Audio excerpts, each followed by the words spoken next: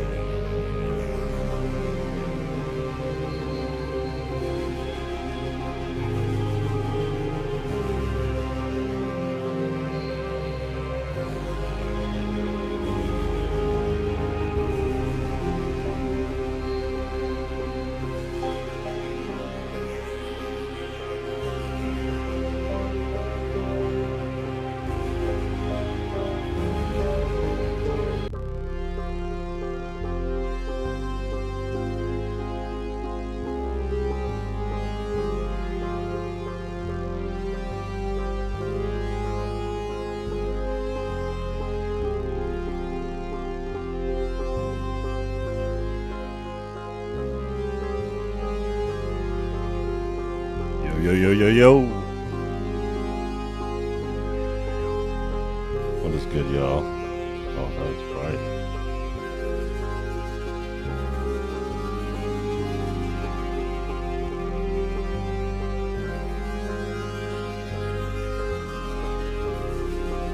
They done made me a real boy. What is good, y'all?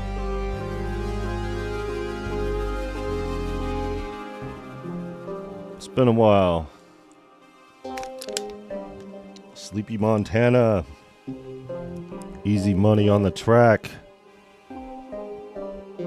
Ram, Alley Star, Tupapa, Catherine, what is good? Welcome, everybody. It's been 3 weeks since we've been live.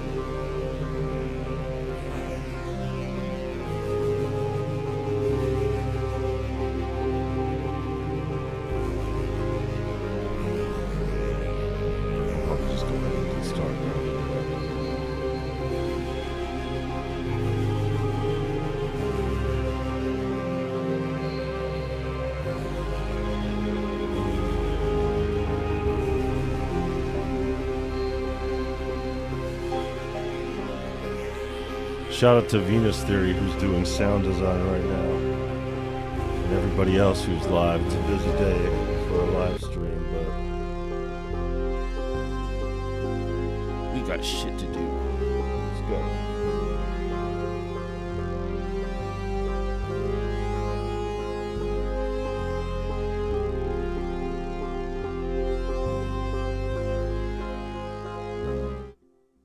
What is good? What's good? What's good? Let's see here. Am I lagging? Gotta check it. How's the connection on your guys' end? I'm setting up with a new system today because those fans and that other computer are one of the reasons why we're doing it this way. We good here? Seems like we're good. Oh no. A little laggy on you guys? Oh no. Looking a little bit laggy? It's alright. We'll do a live. Uckfit. So, I should throw my chat up here so I could actually see it. Ah, well.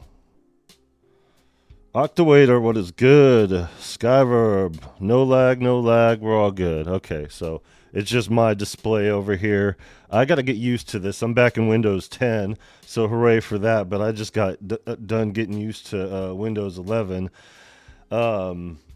Yeah, so I'm back in the laptop over here, which is kind of a little bit more primitive. As you can tell, the scenery's changed over here because, yeah, we're moving on here. I'm not going to pull up the Phantom yet. First things first, get a little business in order. Yeah, so we're monetized here as of yesterday. I already got the memberships going. I'm not going to hard sell them, and hey, super chat this and that. Nah, we're not here for that. We have an agenda here, and it's just good that we have these tools and these things available. So if you guys want to support, I'll show you real quick what we got going on the full screen. So yeah, you just do the thing up and go in the join, and I'll show you guys the level here. We got the level 1 poverty tussin for $3. 2.99. Little Tussin, 4.99. Tussin level 3, big Tussin level 4, and level 5 major Tussin.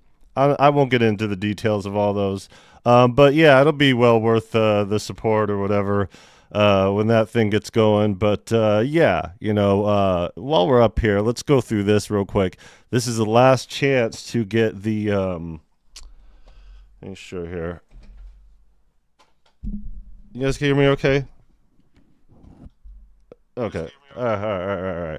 This is the last chance to get your raffle ticket for the. Oh, hold on. Oh, sorry. On the feedback. To get the ticket for the Moog Foundation, and they are raffling off a mini Moog. Serial number 1. They donated this before the acquisition and everything. So yeah, at midnight, I think it's like $20 minimum for a raffle ticket. But yeah, I left a link in the description already for that. I just figured I'd shout them out because they're trying to get this going. So yeah. So we're on a back to here over here. I'll see. I'm on my settings over here. Let's get back to main. Okay. So I just wanted to show you guys that real quick. But yeah. So how's it been going? For those who don't know, obviously it's been 3 weeks since our last live stream. We have been on a working break. I popped up, I think, sometime this week in the chat. I always make sure to catch Ben Jordan and Noor on their live stream. So yeah, I've been lurking for the most part. I've been catching EA Ski in the morning. Yeah, it's crazy. So it's not just saying goodbye. We have had a major run with this Fantom since the start of the channel. July 30th will be the 2-year mark since we started, and we started with the Fantom Fridays going with that. And yeah, here we are. It was in November to where I'm like, okay, we got 300 plus projects to pull off this Fantom. So we're done. We're done. So we got 3 albums out there that are on all streaming platforms. We got the Environments, which was the first one to go out there, the Mr. Tussin's Wild Ride, and the Monday Meditations. And the next one to go out is going to be a full-on drum and bass album that I didn't even know I had that much drum and bass in here. But yeah, so drum and bass album's coming next, and then the other is the Fantom Friday album, and then on top of that we have the fun. But those aren't the instrumental. All what I just mentioned are the instrumental albums, and the fun album is where we're actually doing recording, and that's the reason why this is all kind of getting packed up and everything like that, because we're transitioning here. We're not just saying goodbye to the Fantom, but we're saying goodbye to production for a while. We've been so heavy on it, and the fruits of our labors will pay off, as things start coming together and everything, and the quarters start, revealing. But we're not too concerned about that, just as long as they're out there before we start this process in recording. And it's going to be a long process because well, not too long, but it's going to be just as much as the output was here with the production is going to be the recording, and it's basically going to transition into the channel and the stuff here. So I'm still going to be doing the production stuff as stuff comes out and everything like that. As far as gear, I'll still talk about stuff, and I'll still, chime in when a new plugin comes out or something that's relevant to production, because I'm still doing that kind of stuff on the side, and I have to at some point during the week take a break and be like, I got to make a beat. I can't just not make beats. So like obviously that's going to go into the channel content and everything like that. But we're also we're getting out of the Pacific Northwest, y'all. We're going to the Midwest. We're going to Midwest I guess is considered the Midwest. For those who don't know, been writing a book about my family for this year marks the 10th year. In October it'll be 10 years. And my family is originally from Minnesota. Check the Vikings hat. I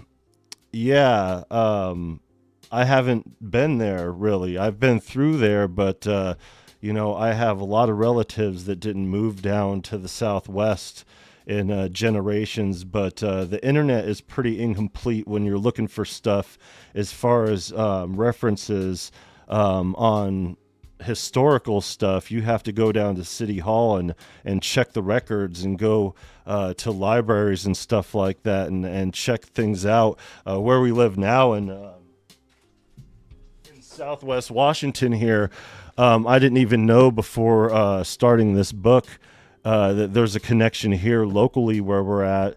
And, I checked out this huge book on this county that we live in. And most of the people in this book were involved in the first guys who were here in this town. And a lot of them were a part of the company that my relative was the captain of during the Puget Sound War.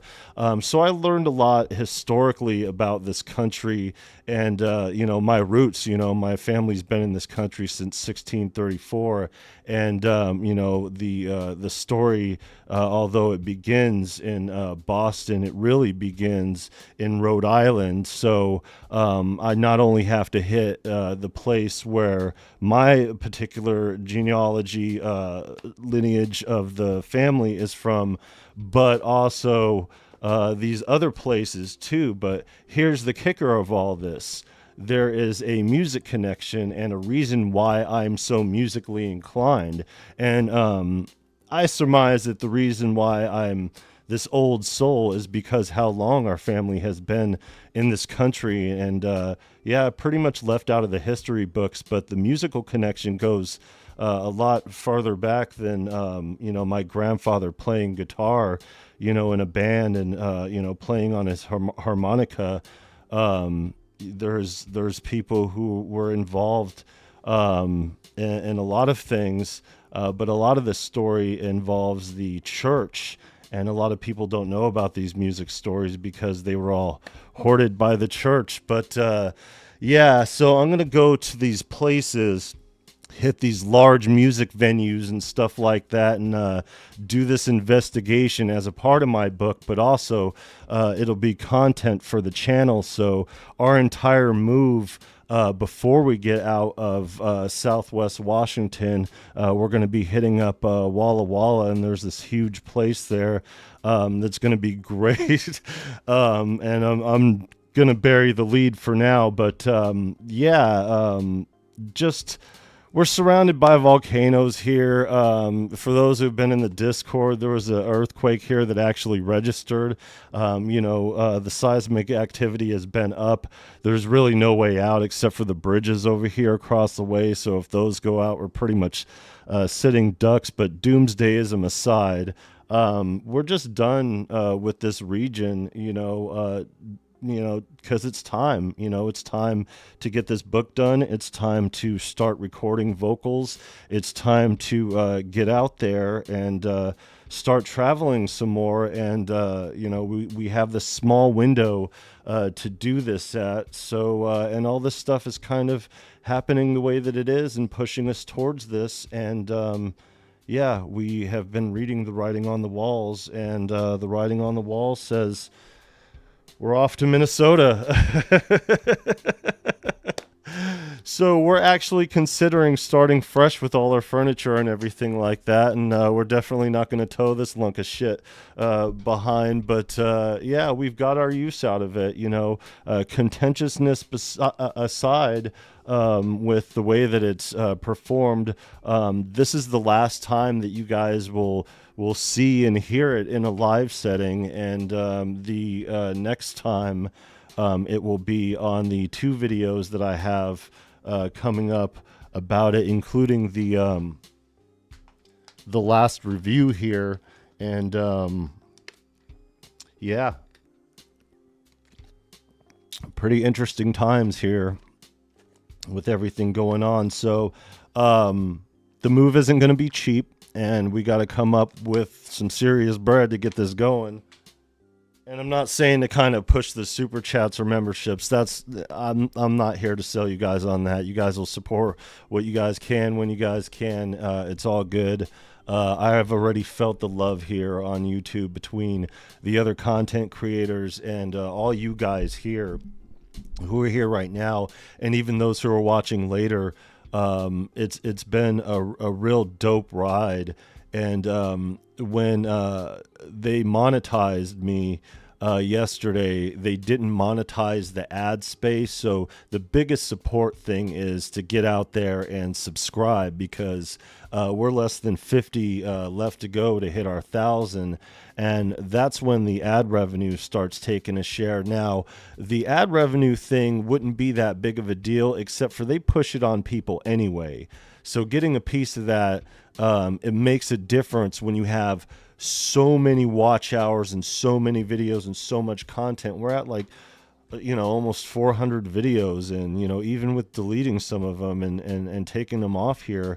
And it's not just because of the live streaming, but it's because everything else we've been doing here. And that output is going to be the same way here. It's just going to be more focused on the heavier content, the historical side of not only my family, but the way this, the musical aspect of it. So you guys are going to see just more focused, more thoughtful content, rather than flying by the seat of my pants here doing the live stuff. But yeah, still going to go live during these travels, and still going to have some awesome stories. I already got some awesome stories, and I was going to have a whole file here and tell some here. But one thing I'm going to do to try to raise the money that we need to move really is try to get some publishing for this book, because it is really involved.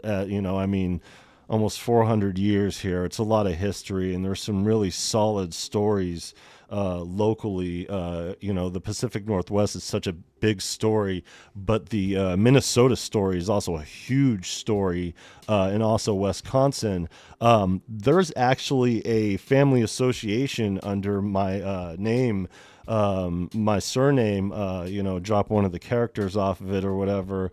But the next family reunion is not so ironically planned for the end of September here, and it's in Wisconsin, which is right next door to Minnesota. So you see where the universe is going with this.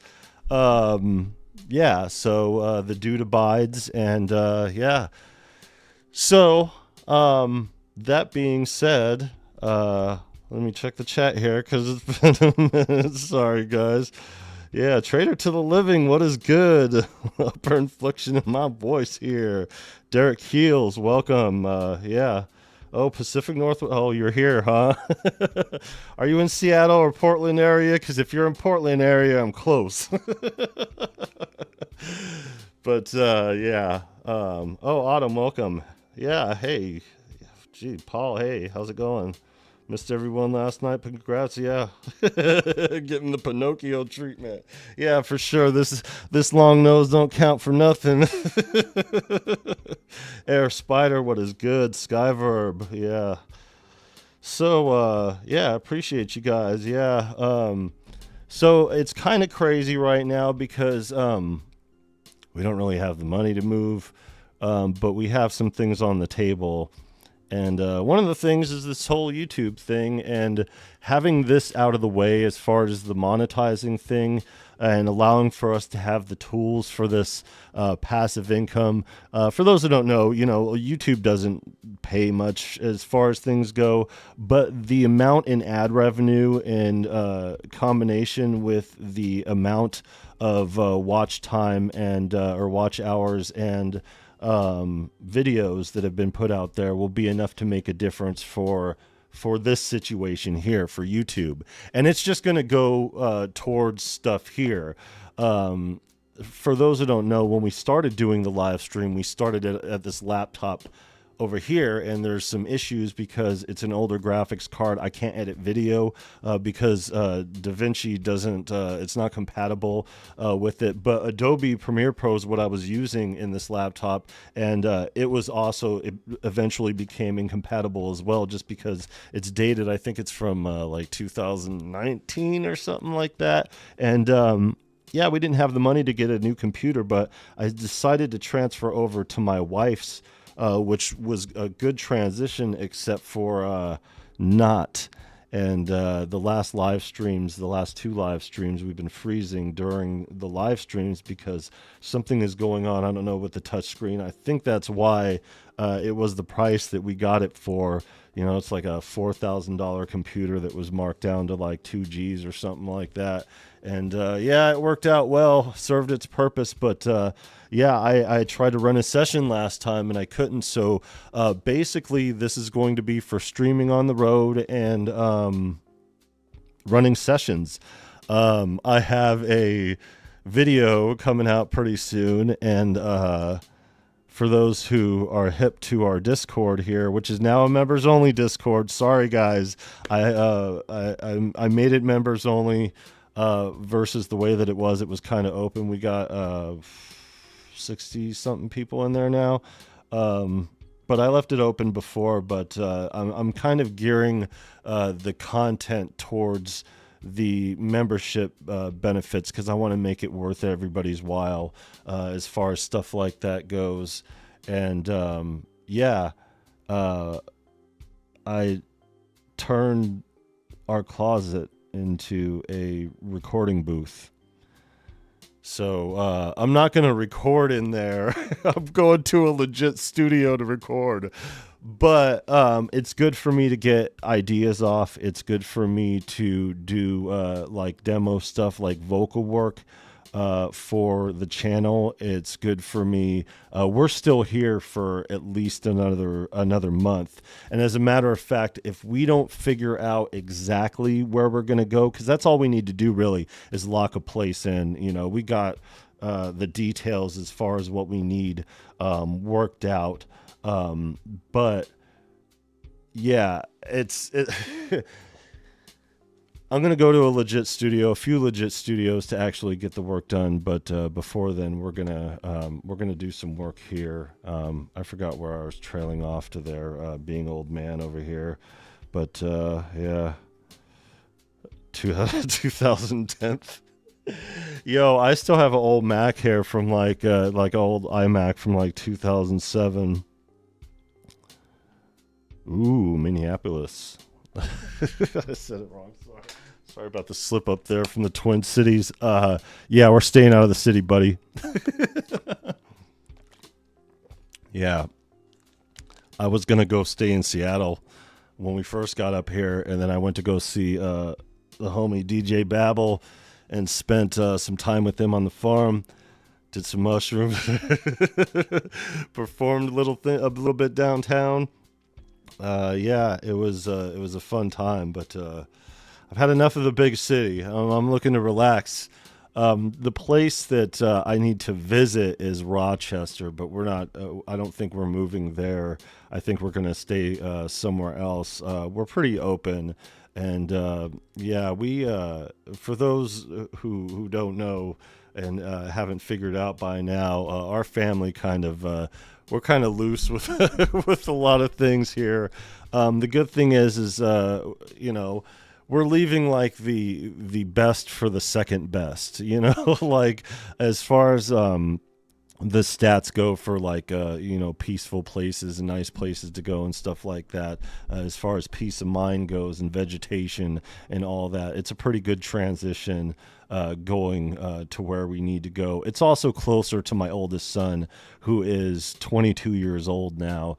And yeah, shout out to him. I was on a phone conference with him I was talking to him through Discord for a while, but like he's in Ohio, so like that's right close by, and it's just you know, we had always planned for this, and we actually wanted to do this move, make this move last year.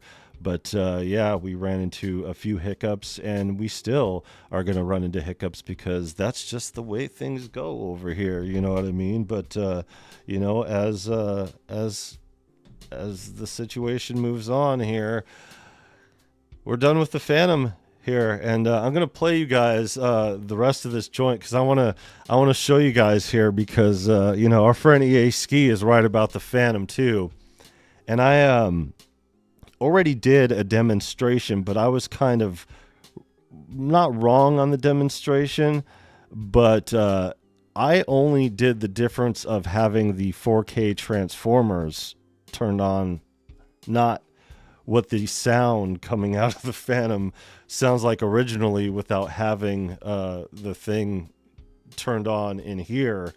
And I forgot because how long I've had this dialed in. For those who remember, you know, in the beginning of this, I spent a good long time trying to dial in this Fantom to make the output correct for the way that it translates out here to you guys, to everybody, which is why if you go on my Bandcamp and check the Fantom Friday ones, because it hasn't been made into an album yet, those are just as they came out. So when I had the closed back headphones and put them out like that, it was pretty much, you know, just as is. So it wasn't dialed in at all. And as we became closer and closer to episode 30, we got it dialed in. I'm having some issues here with the Elgato, so it may have a problem going in. So I'm just gonna try to. I'm walking on eggshells here with this because, you know, having all this stuff. Let me turn off this background music here and get this going. This is the same thing that we had in before the DAW. I have another video coming out after the DAW, but it's also going to address what I'm about to show you guys here as far as the sound goes. So hooray for being a real boy. All right.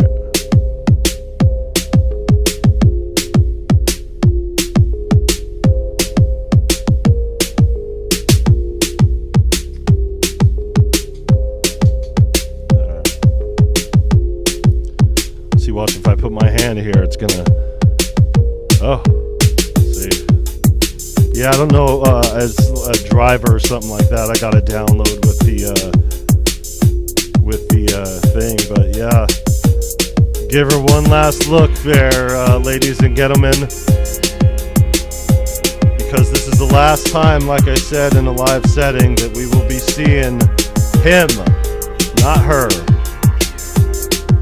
The reason why we say it's a him and not a her, no female could ever fuck up this bad. And if you want to see how bad, check this out.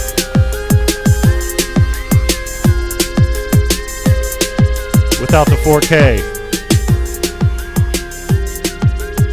Yo. Sorry, my voice goes too because I'm plugged in there. Check it out. Without the boost.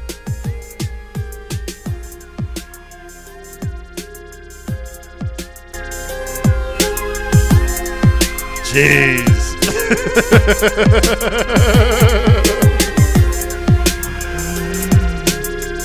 Hey, hey, ho, ho.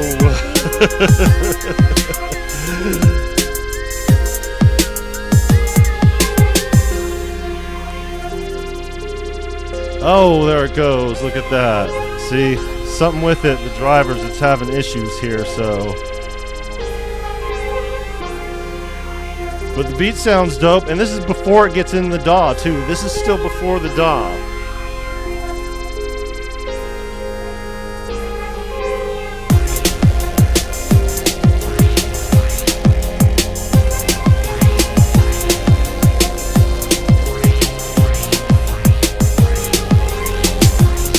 I'd like to thank all you guys for being a part of this channel. It's been a real groovy ride.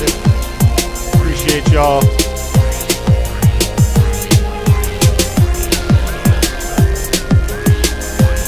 I tell you,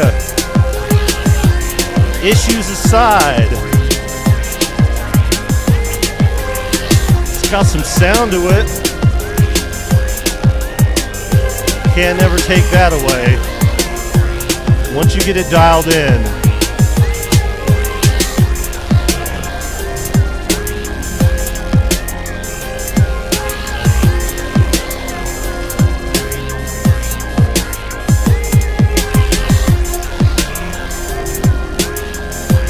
Yep.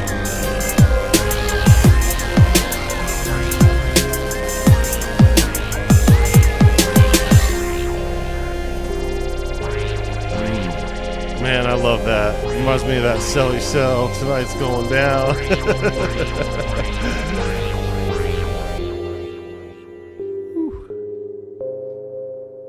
Loaded, loaded.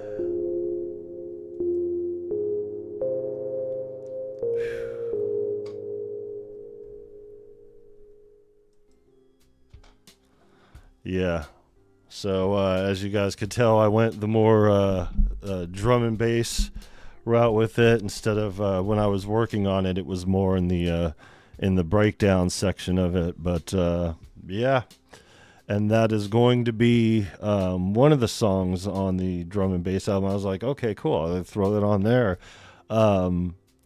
Yeah, I already knew beforehand, but yeah, I kind of have a unique method to making the type of drum and bass that I do, and I'm hoping that it translates well for the listeners. And yeah, we're gonna have a listening party. That's gonna be our next live stream. We're gonna do a listening party of the drum and bass album, which is only gonna take I don't know, a couple more days. Something as far as I don't know. I can't predict the future as far as what else is going to be going on. But yeah, saying goodbye to this guy. See you later. Son of a bitch. Yeah, you know, it's not all bad, you know. I mean, I've been quite contentious, you know, shit talking, you know. It's fucking $3.5 grand, you know what I mean? Like, and it still doesn't have the basics of time stretching in its sampler. It still doesn't have, it still has polyphony issues, you know. It's, God. But all in all, those polyphony issues work out to this benefit here, because that kind of twist, that kind of squishing, stepping on the synth, that kind of manipulation, you could even hear it in that song. When it goes brrrr, that's not a sound that I put in. That when it goes up like that, that's the... It's like, I call it bouncing. It the polyphony, it makes the synth bounce. If you were playing keys like our friend Derek over here, it would piss you off something right, especially if you're trying to get your Rick Wakeman on, you know, live. You're like, son of a bitch. You get interrupted all the time. God, that pissed me off. It's pissed a lot of people off who've been involved with the channel. Shout out to our friend in Germany. But yeah, for me, I'm a producer, not a player. And I love the tussin. It's this weirdness is right up Mr. Tussin's alley. So yeah, definitely translates. Yeah, I appreciate you. Yeah.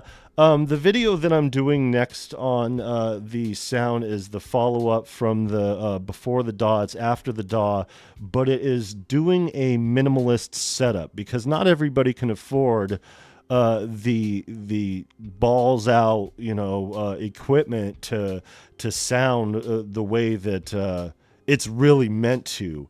But you could still really push out the sound and get it to where you need to, because all this sound is better, significantly better as it sounds than the actual Fantom. Once I polish it with the DAW and add the, that oxide tape is just wonderful. It's such a great plugin. And yeah, just a tiny bit, I don't do much. It's very very subtle as far as things go on the manipulation, but you don't need a lot. If you already have this kind of sound going into it, adding the extras to it, yeah, as long as you're not going overboard with it. But basically showing people that even with a cheaper setup, I mean, this is no cheap setup by any means. Like, goddamn, like just over here, we're looking at $4,000. Like, what kind of setup you could get for that? But still, some people, it's like you put everything into one piece of gear. And you could tell, obviously, we don't have anything else. I've been using the Fantom primarily and too much, which is why I ended up with all those projects, but, to our benefit for sure. So, yeah, I mean, it really works out. And, I as much as I talk my shit, the Fantom has served it well, and we'll see how the audience decides on it. I'm not really pushing my music the way that people push music. And I guess I'll just segue that. This is a perfect example here. This is my last album. This was released in 2020, I believe. And yeah, I didn't do anything with it. It's out there on Spotify. I have a stack of these CDs here, and this is 11 years of work. Some of these songs here are 12 years. We're 12 years in the making. I have that Tom Waits cover track on here, the first time I ever did a cover. But this is the first album that I did that was 100% produced, recorded, and mixed and mastered and released by Viral Beats and Virus Music. And yeah, I got a Fantom after that and started on YouTube. So I never toured this record. COVID was going around right at the time where, it just became a thing right after this. So like, that was that. So I wouldn't have been able to tour this anyway. But it kind of worked out for the better as far as the universe goes, because sonically speaking, as much as I don't want to poo-poo on my own music, it's not there as much as it should be. Some of the songs are. Some of the songs are there a lot. I did well with the mastering with it. I used T-Rex and something, and I used T-Rex for 20 years before stepping into this stage of development. But coming from the big studios and everything, it's weird to shrink down. And I recorded a lot of the Genetic Mutation album on the road. And I have a video with a lot of the stuff, and I could just show you guys actually here, because I have a folder with some of the pictures here, some of the way that things have been here. Let me pull this up real quick, because I'm actually working on it for the video here, and let me Go here to screen. There you go. All right. So, oops. Where's the picture thing? There it is right here. So, this was towards the beginning. Hey, lifted noise, adrenaline beats, synth addict. Welcome, guys. Good seeing you guys here. Yeah, this is the official. We've become real boys. So yeah, this was actually at my grandmother's house when I started working on the book, and I was there cleaning up her estate. This is my oldest son. He was about 13 years old right here, and yeah, I still have that iMac over there sitting in the corner. But I actually, beyond this door, had a little booth situation. I did my scratch vocals for 2 of the songs, and one of the songs I actually used the take that I did in there for the final because it sounded better as far as that goes. As weird enough as that is. Oh, well, let me go. Okay, here we go. This right here is the school I went to. And I guess this is a good time to address this here. And I'm just gonna kind of over here. You could see here. Yeah. Well, I don't know. Gets a little choppy here. Control 24 Yamaha DM2000, and you see this MPC over here.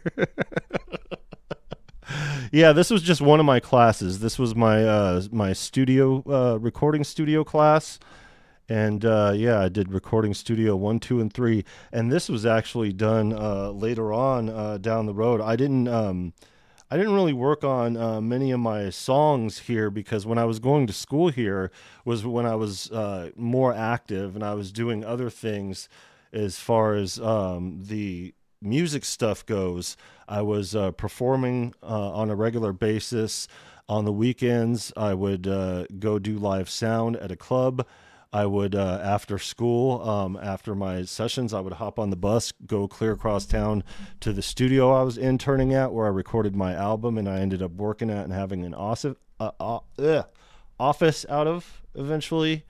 But yeah, you know, I always encourage people to go to school, especially if you have access to something like this. The Pacific Northwest doesn't have audio production schools like that. This is the Maricopa County school system. They have 6 schools like this.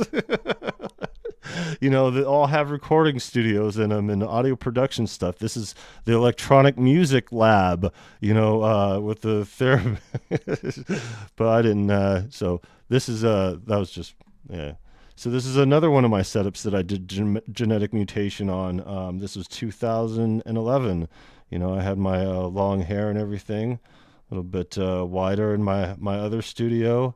That's what it looked like in the back over here. It's kind of weird. It was a pretty big place, so I had a lot of space to goof off. It was kind of messed up. This is another setup. So I had some pretty ghetto setups and some nicer ones. This is my old interface, the Rupert Neve transformers.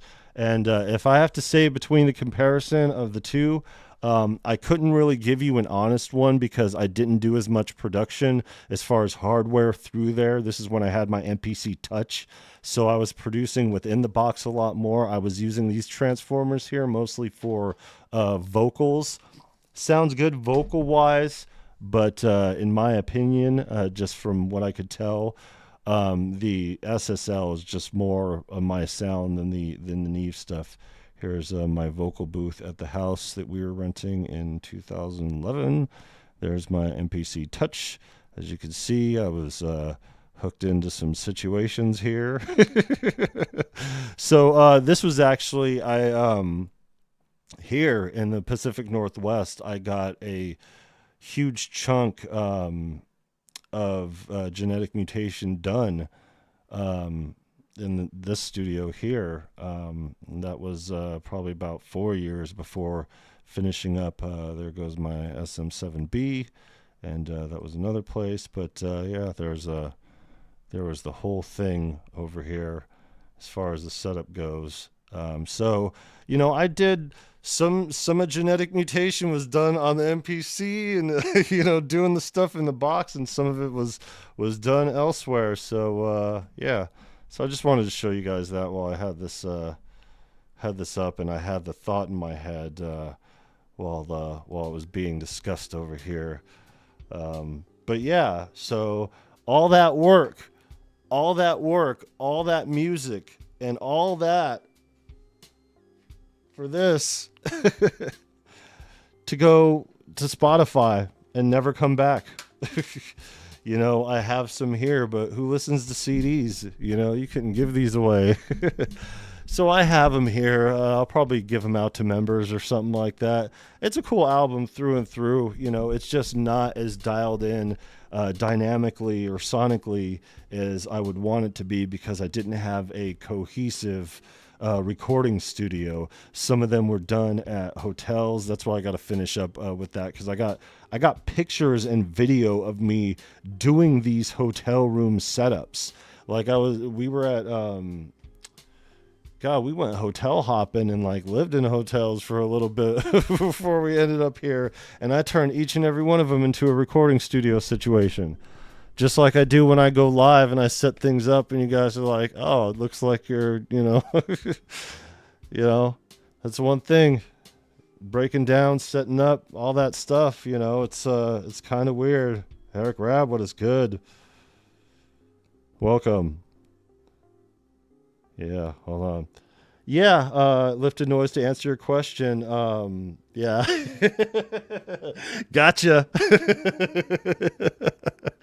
I did that saying goodbye as kind of like a trolley kind of, and the thumbnail at first I was going to use the picture from performing, but it would look a little bit weirder going through it. But yeah, we're saying goodbye to the Fantom first and foremost. No, I was going to put that there. It's not good. Not a good move. And we're saying hello to the Osmos, hopefully. I don't know, with all this traveling we got to do. I got that Osmos in my sights. For sure. I have that. But, we're definitely not going to travel around with the Osmos. So we're trying to get set up and going on here. Let's see where that damn thing is. I want to pull it up so I'm not fumbling around over here. I want to make sure that I got it, because I thought I had it over here, but I was wrong. I want to show you guys.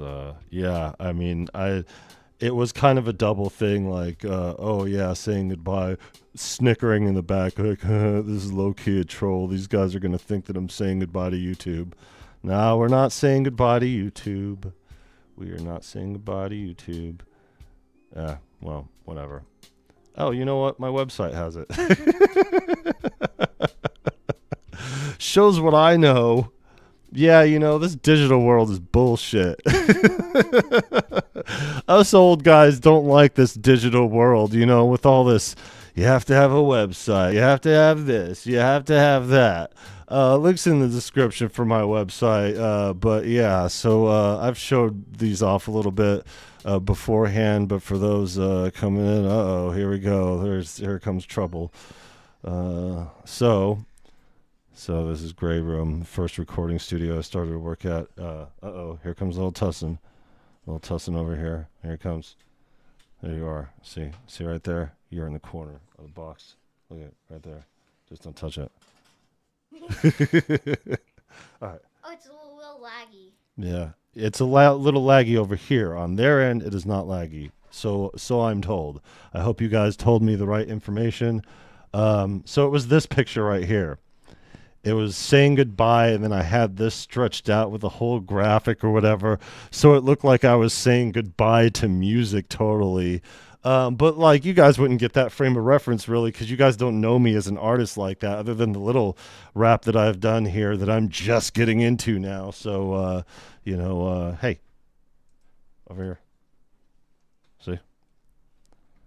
Sorry, little Tussin's gotta put his whole thing in it. All they could see is a mop. All they could see is look how long his hair is getting back. Like you can't even see.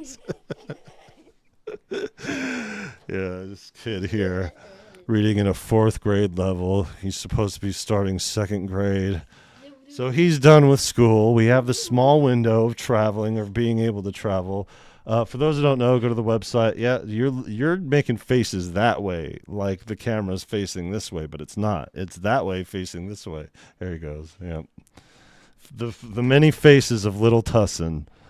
So the Tussin here, as far as the memberships go, aren't Tussin related to this Little Tussin over here.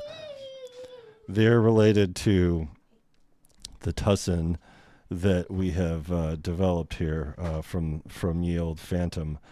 Yeah, so links are in the description for the website. This is the gallery. It shows pictures of some of the studios worked at, and some of the performing pictures and stuff like that. The history of not only myself as an artist over here, from old albums that I did and, stuff like that. I'm kind of beefing it up right now, so, it might be under construction a little bit. The, Virus music history that now we have this on our roster. We have these, I need to put on that other one too, see? And, we do graphics too, so all these graphics were done by yours truly here. Here is the book that I'm working on here. This is it right here. And I don't know why it doesn't show the whole picture here, but it just got transferred over. So and then Viral Beats and our stuff over here. Viral Beats, as you can see, some of the picture we did over here, and And if I were doing that over here with the other computer, the fans would be going wild now, and they are not. So one of the reasons why we switched over, but it's just time, it's time to move on. It's time to say goodbye. It is time to say goodbye. Been jamming since birth. What is good? Tyrone Sellers, welcome. How's it going, guys? Welcome. Yeah, Osmos is nice. Yeah, and Ben Jordan doesn't make it any easier with his thing here. What are you doing? Look at this kid. Look at face that way. This way. Wait, can I tell you guys something? All of you. When I go down like this, everything starts on everything. That looks weird, actually, from the angle that they're seeing it. It looks weird. This. So when I'm all the way down. Turn this way. Turn this way and say hi. There you go. Hi. So when I'm like going all the way down, he's looking at you guys as if you guys are seeing him from this angle. He's like talking like, hey, it's like they can't see you from there. It's not both angles. So everything I see is red when I'm like this. All right, come on. This way. They don't want to see that. They don't want to see that. Get your weird face away from there. All right, bye. Hey, see ya. Bye. They just got home, so I'm sure all you. So we got to travel with this kid in tow, and he's gonna meet his family for the first time. Okay, go. No. Go. Oh. Jesus. You just pinched my back. Weirdo. Oh, God. He grappled my arm into his just right when I moved my hand. Oh my God. Kids and their music. Yeah, so he's going on his own thing, and the K through 12 is in Minnesota as well. So he'll be able to do his schoolwork right now. For those who don't know, he's in a hybrid classroom, so he only goes to physical class 2 days a week, and he does all the rest of his stuff online. And he's way ahead. He's 97th percentile in the nation for his age. So he's got options academically, and he's used to traveling. He's been swimming since he was 2.5 years old, and we've been through a lot, and he hasn't been live in a while, so he hasn't been able to see his face to see you guys for a minute. So, well, Tussin's pretty excited here. So yeah, and as far as we go here, you know how the interwebs work. You know, you could pretty much work from anywhere. I can't do anything but music. You know, my back doesn't allow for any more time to go to do anything long term. You know, even short term, I can't last more than, you know, a couple hours, and you know, it gets worse. But that's another thing too. Minnesota's in the middle of the plates, so there's nothing. It's like flat. And here, you could roll a marble off the floor, and it'll roll down the hill. And there are several hills. There's one in the living room. There's one in the kitchen. There's one in the hallway, and there's one in each room. The ground coming up from underneath. If you guys could see our door, it's coming off the hinges because of the earthquakes happening here. It's just been this subtle movement of collapse to where it's not going to happen soon, but like, you know, 10, 15 years if this place still stands, if no major earthquakes or anything happens. But yeah, you know, judging by everything else that's going off, yeah, it's about due here, and the writing's on the wall here. And I think that's why all this uptick in crime, that's another reason why we got to get out of here, because it was a sobering moment. But what happened was like last weekend was there was a shooting right out here, and it was a 45. I told you, he's like, come on, you're interrupting. Weirdo. Sorry, guys. Yeah, hanging on me like a weirdo. Anyways, yeah, the kids were playing outside, and it was like right out here. We had our windows open. He was just getting ready to go outside, and we looked outside. The kids were screaming and scattering. Lucky for us, it was across the street, and it was in this chamber reverb area, this echo chamber. But yeah, 16, 17-year-old kids shooting at each other, you know, right out here. And it's just been one after another. You know, the police chase at 6:30 in the morning. You know, for those who are on the Discord, saw that I posted up the police drones were right here. They busted some guy in our complex.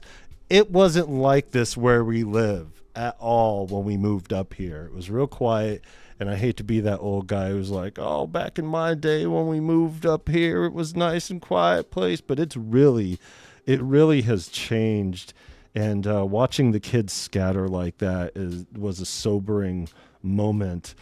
And it's becoming like inner city living, but Pacific Northwest environment, which is weird. So it's real nice. There's a lot of forest. There's a lot of, you know, stuff. And there's, you know, I don't know. It's just changing. It's just changing. And, yeah, we live in a day and age.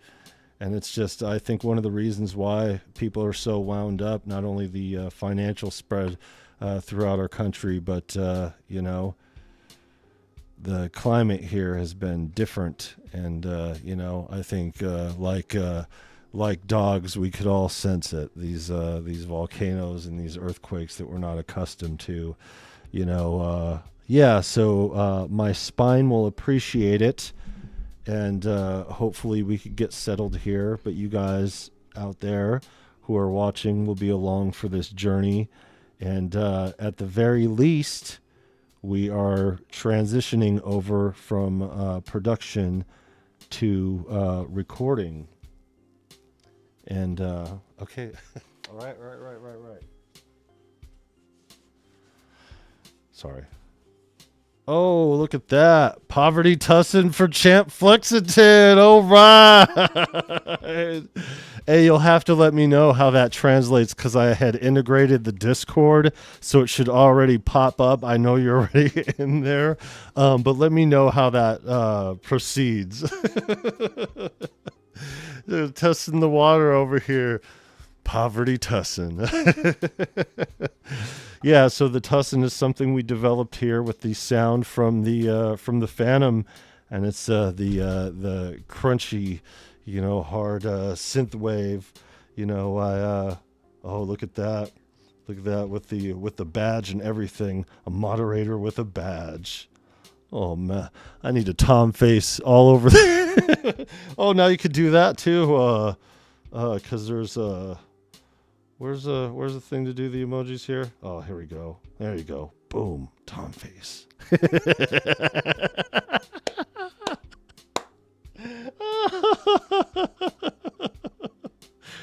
Oh, it's fantastic.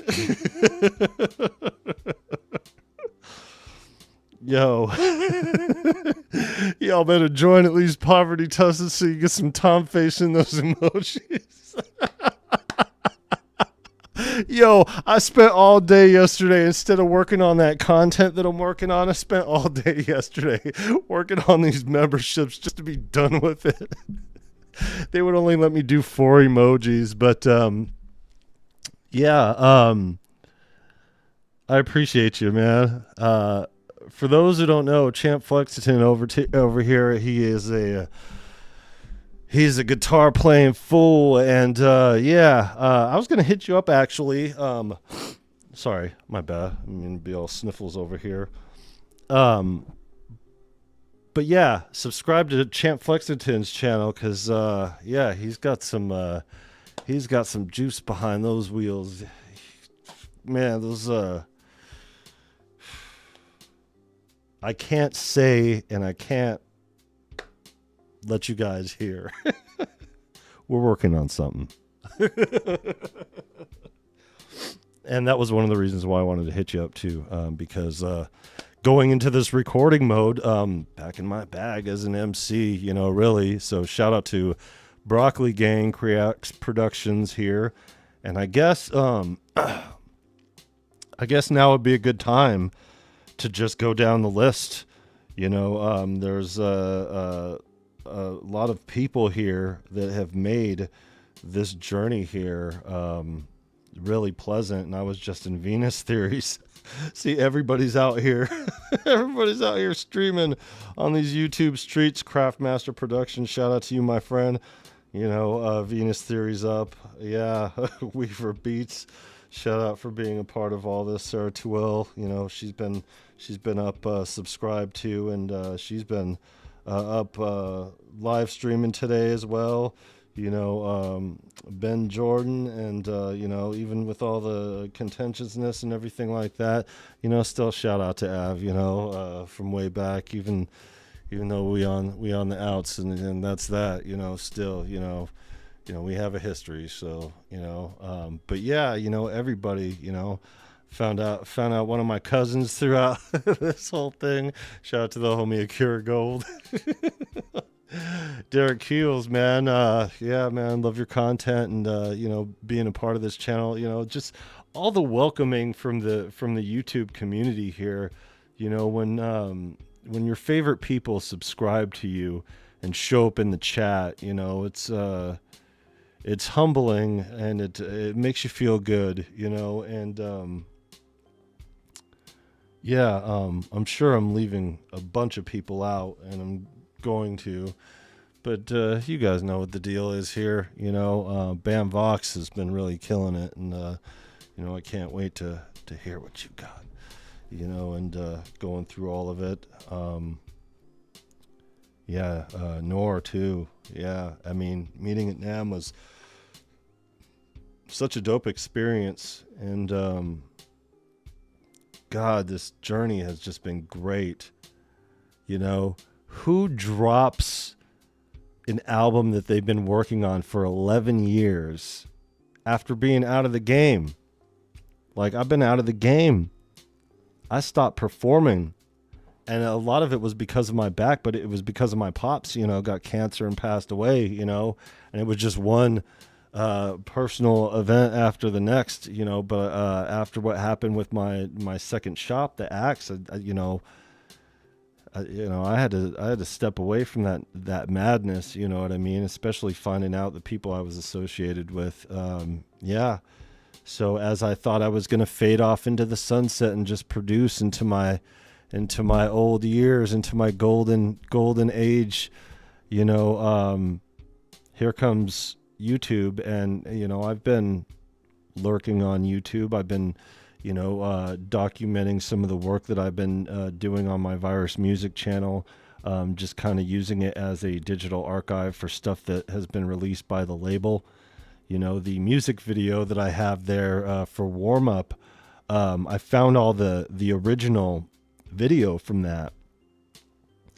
And that, I think the quality of that's like 480. It's because I did it on a cell phone when we were homeless. I did a lot of the recording, the album, because we were homeless, and it was all I could do because I was fresh off my injury. I still had herniated discs when I was finishing up the recording of it, and it brought me to some songs that I otherwise wouldn't have done. I did a song about COVID, but it wasn't really about COVID. It was really how we are coping with, being by ourselves, not only as musicians, but as people, and the Tom Waits song, I would have never done that cover. And another song I probably wouldn't have done.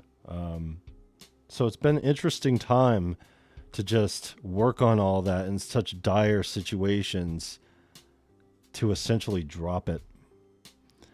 And the reason why I dropped it, and the reason why I had to drop it, I didn't know at first. I didn't know. What am I doing here? What am I doing here dropping this record and leaving it behind for YouTube that doesn't pay any money? You know what I mean? Until eventually down the road or whatever. But you got to go through a whole different thing of paying dues. It's like starting all over again as a musician. It sucks. But it doesn't. It doesn't. The things that you have to do to get to where you need to be in order to have the tools, that sucks. But the journey has been great. BS aside, saying goodbye to relationships that we've had and friendships that we've had, not very many of them. As a matter of fact, most of them have grown and gotten bigger and closer. Shit.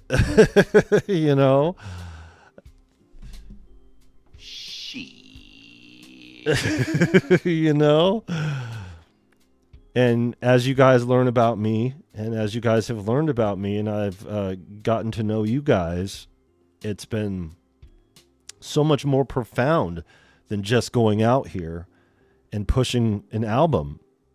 For one, there was nothing I could do at that point other than establish here locally and go to, like, say, the pot store and go, sling CDs, which is what I was going to do. My back was too messed up. I couldn't even set the table and pack the car. I mean, I eventually got better and healed, but now that I'm healed better, my discs still bulge in and out depending on my activity, depending on where I sit, what I do, how long I'm doing it for. I'm constantly in a state of flux, which is no place for a solid employer, being a ticking time bomb like that, which just told me that my life belongs in music, especially going down this road of, learning about my family history and understanding the reason for this musical connection and how deep the rabbit hole goes. Eventually I'm going to do a second book that's a continuation from that and discover my family roots in Europe. One of the major things that I was trying to figure out whether or not I come from an English lineage or a Scottish lineage, and I found the answer to that. I found the answer to why we changed our surname and why so many other people changed their surname from the first communities during the colonial period. And with those answers came more questions, but with those questions have also led me to what the music has been. And, as far as things have been, there we go. It's going to be a great journey, hopefully, I'm worried about this lag here as I'm looking at it over here, but I think we'll be okay because we're hardwired in. So, I took some fail safes or whatever to try to, take all this out, but God, this is the first time I've had a flagship. Let me just look over here so you guys. I mean, I haven't had a keyboard this big. I mean, it doesn't look like because I'm at the angle that I'm at right now, but like this thing is huge. You know, I have to take up all that other space in camera just to cover the entire spread of what it looks like, you know, and it sounds great dialed in. There are limitations, but I'm going to go through all that and everything. Yeah. So it's been a great journey. But sorry, Guy, you're not coming with us. But, you know, having this, you know, and not knowing how to make a beat on it,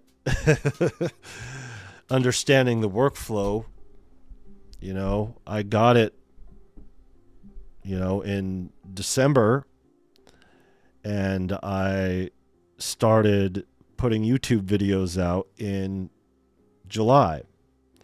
That's not just because I decided at that point to do YouTube. I decided before my injury to do that I wanted to do YouTube, or after my injury that I wanted to do YouTube, but I had a whole other plan in place.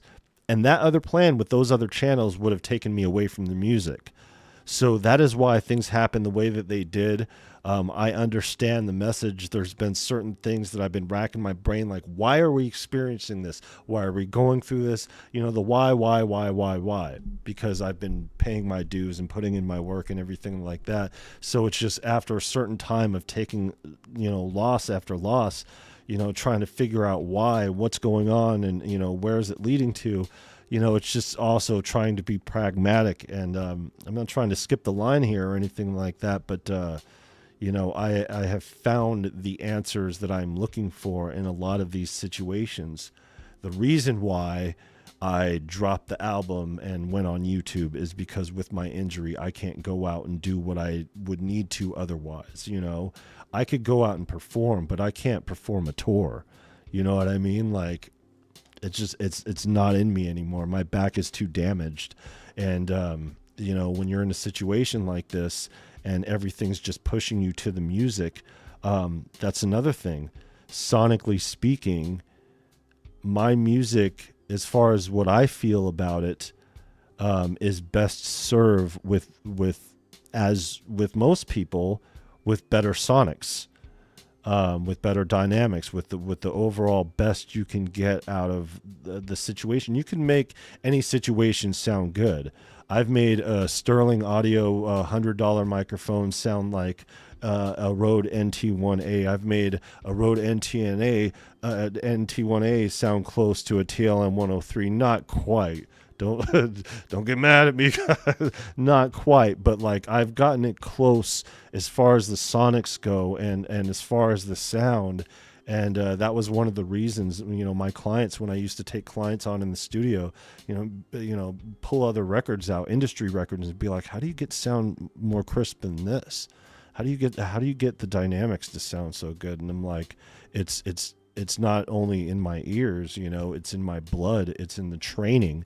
You know, I went to school when I was 26 and I was knee deep in the game, doing all this stuff, performing for thousands of people, and, you know, getting my understanding of equipment down, because I didn't want to be the guy behind the guy trying to get what's in my head out to him so he understands what my vision is.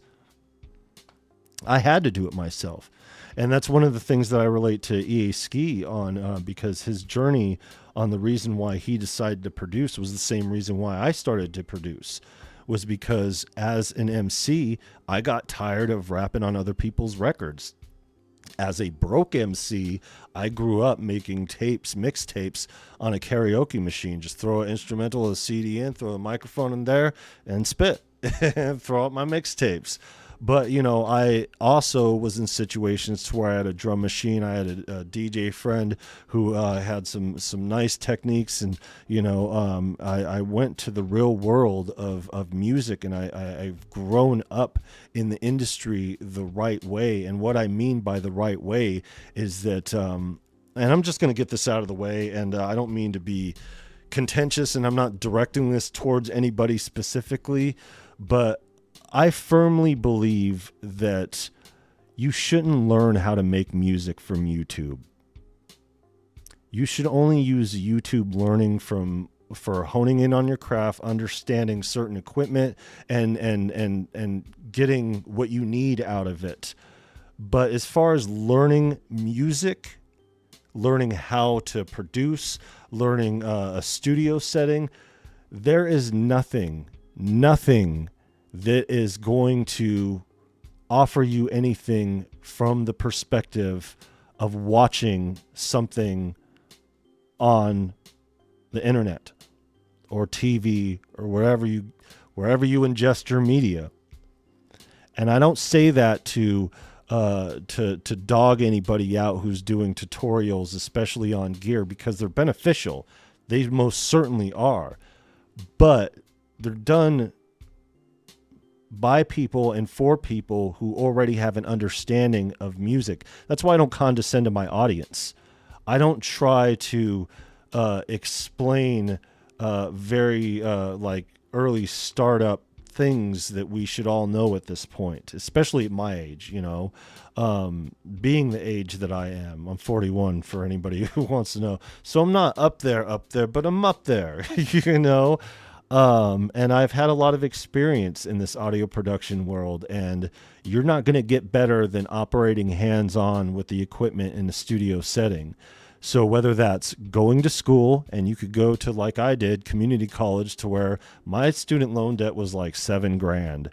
You know, it was like nothing compared to like Full Sail. Or, you know, one thing I could also say, because my first day jobs for 5 years was post-secondary education, accelerated learning. I worked at the Bryman School of Phoenix.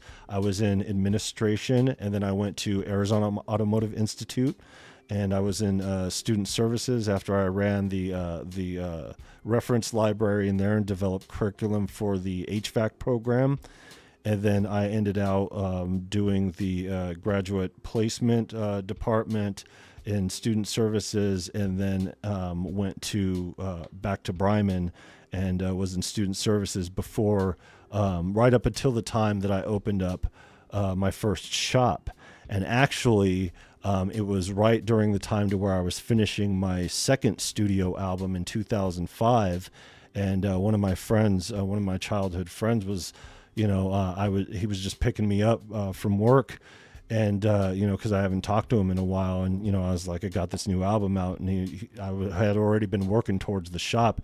And he was like, put your notice in on Monday. You know, I want to get this done with you. So that's how that happened. And yeah, you know, and I could tell you, post-secondary accelerated learning, there's a reason why the feds raid these places, including High Tech Institute, School of College. They came in with machine guns and locked them out of their passcodes. The board of directors locked them out, and the feds raided them, just like the Apollo group, just like all those places. So you want to go to a community college if you can.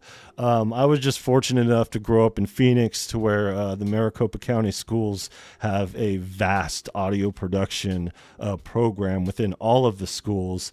And going to Glendale Community College, which is the one that I went to, I had really legit instructors. And I'm going to tell you this story here. The universe is so crazy in this music world. The first recording studio I started recording at was just a little hole in the wall, gray room recording studio. It was 2001. And that their soundboard was an older Tascam, right? This was right when the transition from digital tape to computers was starting to happen in studios, and right around the time where studios started to fall off and become more of a home-based thing.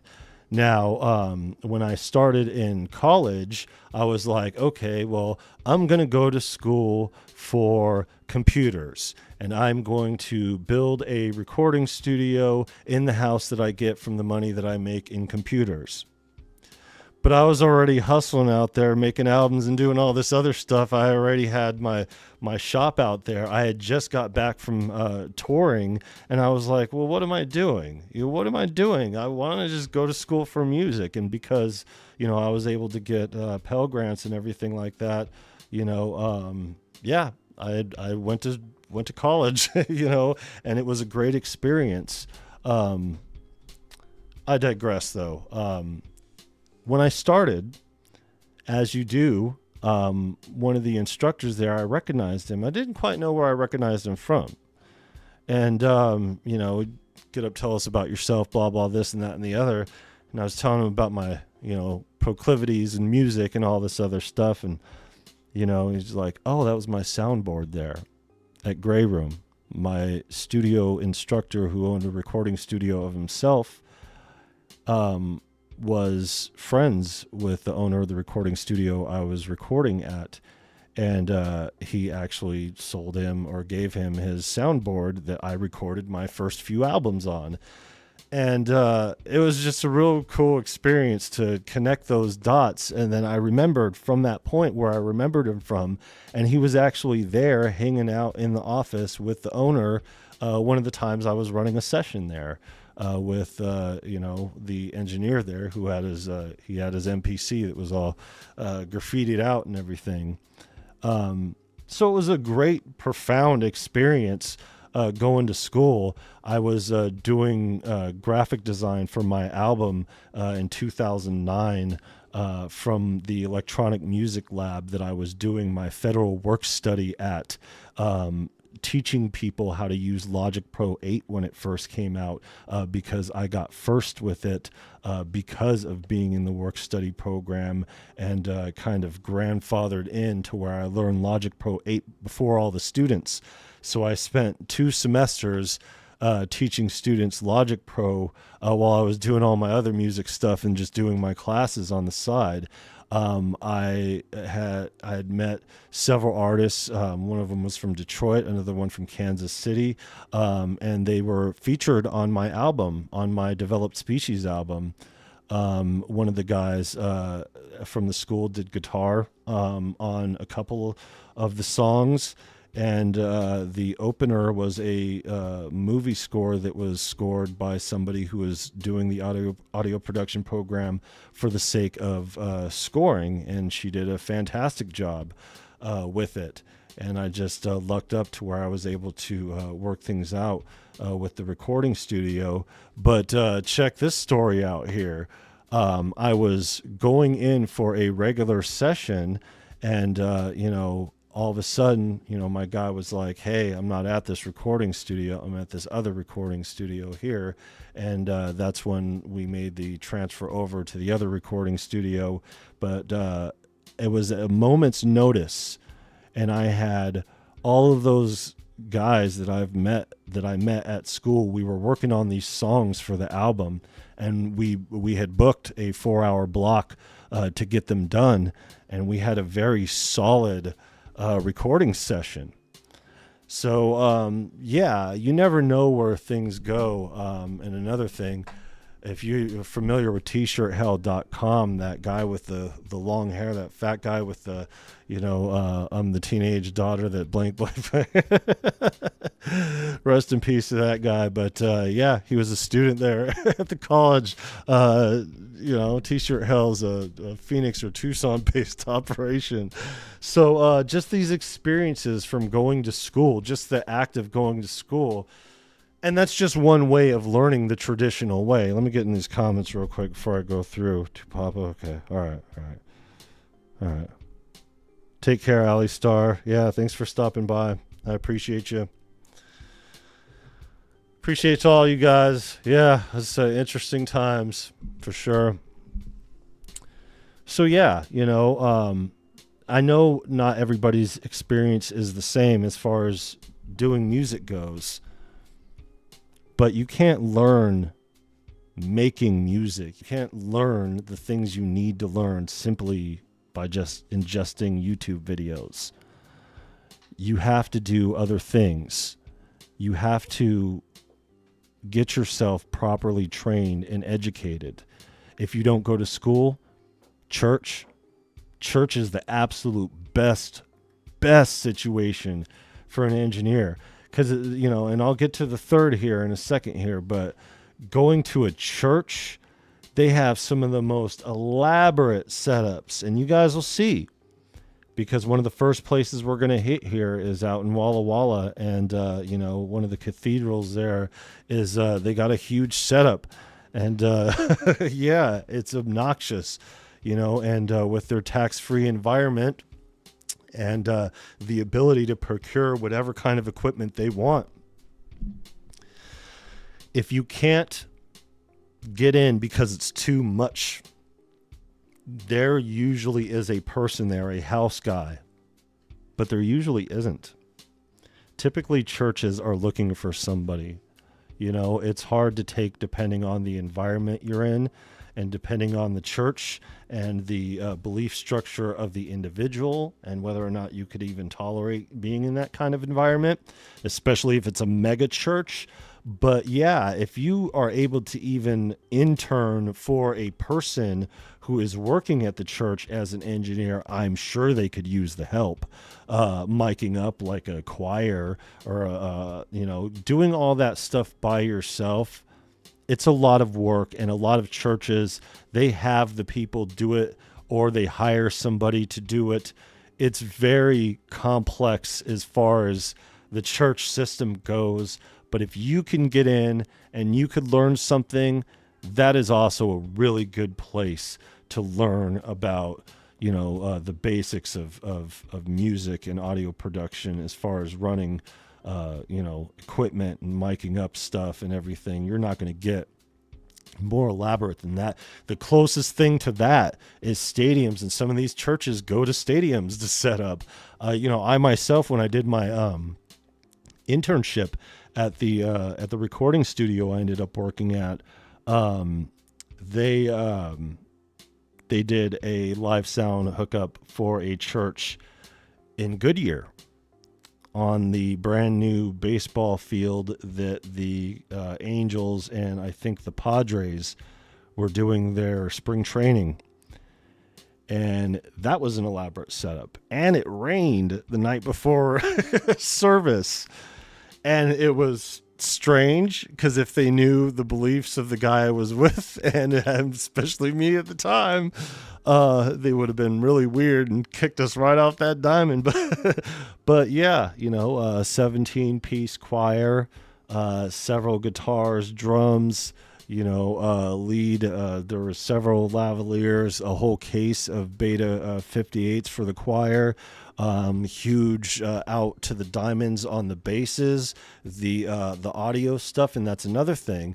You get into these bigger setups, you start learning about live sound. You start dialing in the difference, because you have to calculate the difference in the way that sound reflects off a certain environment, off of whatever it is. So whenever you're in a room that has a live sound setup and you're setting up the room for the first time, you need to figure all that out. So if you're at a baseball field and you have this thing, you gotta, but I'm not going to get into all that. I'm just saying, like, these are all other ways that you could learn. And I guess the final thing would be to intern at a recording studio that are far and few between. But going into a real studio environment and surrounding yourself around real equipment, if you even intern for a couple of days, you learn all sorts of stuff. So there's a lot of places, every major place at least has a local studio that's big enough to where you could learn what you need to learn in it. But yeah, I got this plan you guys are going to see as I start going into the recording stage. Like I said, I'm not using this setup to record in. I'm going to do it proper in a proper recording studio. I'll do some vocals here, some vocals there, may do some backing over here, do some of these on the road. But in the end, the final say will go to a professional situation. And that's just because, sonically speaking, I don't have a professional situation. I have the best I could do right here. This interface right here is fantastic. Absolutely great. and against his competitors. Man, Niles, yeah, how's it going? Welcome. Yeah, so I don't mean to condescend that you guys don't know where to learn how to do music at, you know what I mean? I don't mean to have this conversation. There's just been a lot of stuff going around, and this whole us versus them mentality, as if there should be a separation, but there shouldn't be. There shouldn't be. If you're speaking about music, you should at least be properly educated about it to some degree. Whether or not it's interning in a studio or, having experience under your belt somehow out there in the field. Field experience matters, even if it's just to understand the equipment real quick and get the hell out. You know what I mean? You don't even have to finish school. Just, I got a degree in audio production technologies. You see that shit hanging up anywhere? No, I don't give a shit. Does it mean anything to my career? Absolutely not. Would it mean anything to I got what I needed out of it when I needed it, when I needed it, you know what I mean? And, learned what I needed to. And it was a great experience because I was already experienced walking in there. So I was able to do a lot of extra. But it was also the place where I did a full recording session on acoustic folk rock. And even though in the studio afterwards I was doing stuff like reggae and other genres of music that I hadn't recorded before, my first chance at something like that was from school. It was my Studio Recording 3 project. And for those who don't know, or for those who know in the Discord, or don't know in the Discord, I put up in the exclusive content, or I think we have a section in there for the 50th anniversary of hip hop. And one of the things that it reminded me of while I was clearing out my computer over here is one of the things that I did for my midterm was an overall project on how Fight the Power was made, like the equipment that was used, Public Enemy, Fight the Power, the history behind it, the impact that it had, the reason why I was doing it. And the reason why I was doing it, it just popped into my head because we were given the task and, choose out of specific ones. And, just looking at the picture of Rick Rubin in the studio at the college, I was like, oh, I know, I'll do Public Enemy, out of it, because that was the choice. And, stuff like that was just, it was a really fun experience. And all my field experience was occurring at that time, sound-wise, like live sound. Like I didn't really do live sound before going to school, but right away when I started was around the time that I got my first live sound gig. And it only took that live sound gig just setting up a couple shows to figure it out, because it's just a soundboard and dialing in crossovers and stuff like that. It's not really that big of a deal once you do it a little bit, and there is a lack of people who have done it, I should say. And I don't think that anybody should be listening to anybody who hasn't done it. And I don't say that to cheapen their experience, but what I mean about done it, I mean experience the very essence of what they are speaking about. You know what I mean? Being out there to understand, how specific things are done, and how to do proper checks of sound. You want to learn a lot, I mean, can we just go back to the days of soldering cables in the studios? Like what, there's a whole element of studio recording and living in a studio environment that seems to be missing here on YouTube as far as the acknowledgement goes. And a lot of those people that don't have the experience because they spent their entire production career working inside the box, they don't talk about those things because they haven't experienced them. But that's where you get all your sonics from. That's where you understand your dynamics, So I just thought I'd mention that real quick as I was talking about school and stuff like that. I watched a couple videos recently, and like I said, I've been catching EA Ski sometimes in the morning and catching a lot of this content, just staying out of the chat for the most part, mostly because I'm typing and don't really have time to sit here on YouTube the way that I did before, which is another explanation of my absence here during the lives. My last live stream, I made it clear that I probably do a blackout for an entire month. I said that I wasn't going to stream until we monetize, and we're monetized. I actually said that until we reach 1,000, but YouTube let us in to monetize early, and I'm not doing it for super chats or memberships. It's just to have that out of the way before we make this move, this huge move that we're doing, and getting into the element of audio recording versus audio production. Yes, we are getting an Osmos. Hopefully it'll be available to us when the time comes. But our next production piece of gear and setup, it's not happening until we're done with these, with the artistry part of it, the vocals being recorded. So most of the audio production content you guys are going to see on this channel, at least for the foreseeable future, is going to be recording, mixing, mastering, producing, post-production, and, maybe even performing, depending on how things go. And we're going to throw in a video about a large cathedral full of music and a family history here as I cruise along and go through some of the elements of this book. Let's see if I could find this picture here. This would be a good one to show you guys here. I think it's on here. I'm not 100% sure. One of my relatives here was he was a audio engineer, but he was a live sound audio engineer. I'm not going to find it on here. It's on my celly. I don't think I've uploaded it over here. But I can. Let me check the chat over here, see how you guys are doing. Ty White, welcome. Thanks for showing up here. Spending the vast majority of my YouTube watching on mixing and mixers. Yeah, that's the spirit.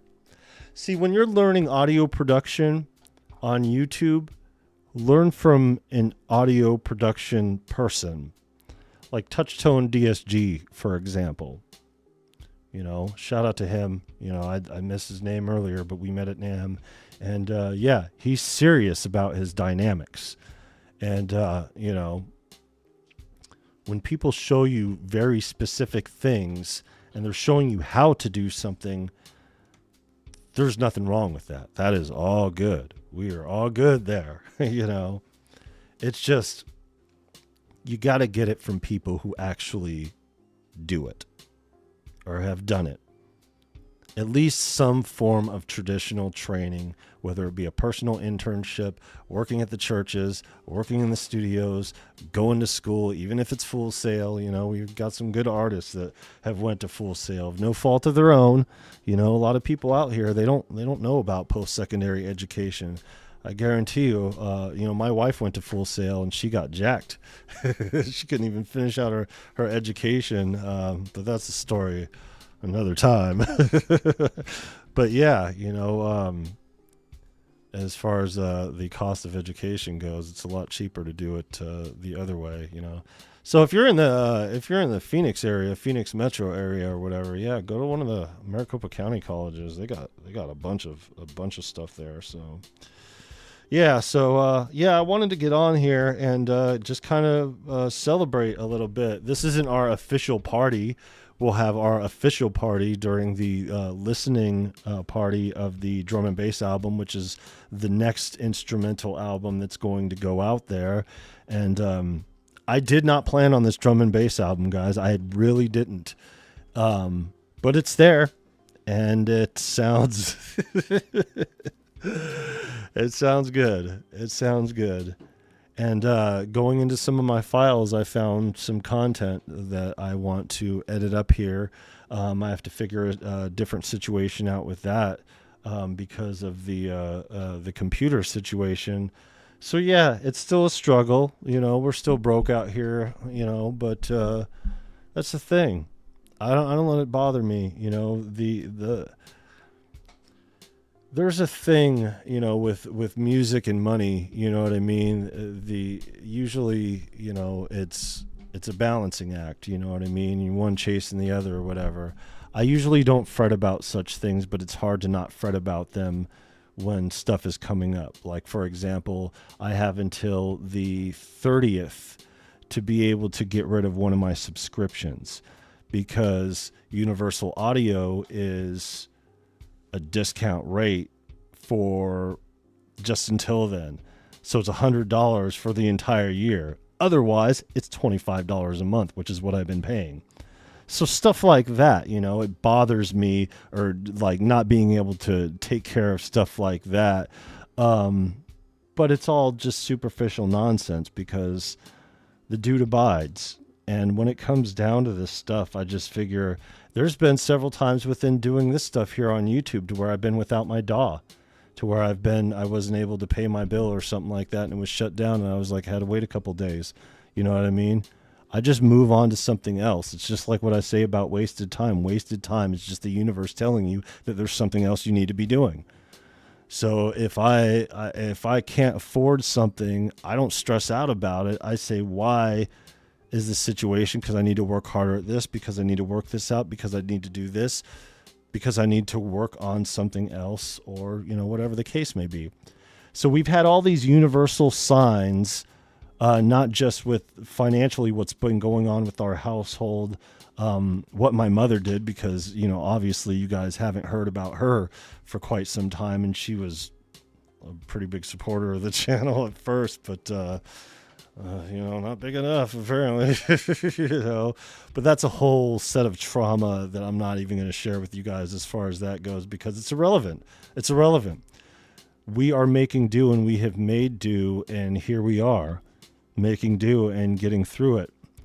And I think we'll get what we need, and I'm not worried about it, because if we don't, it'll just focus our attention on what we need to do. But all the writing's on the wall, and we need to leave the Pacific Northwest.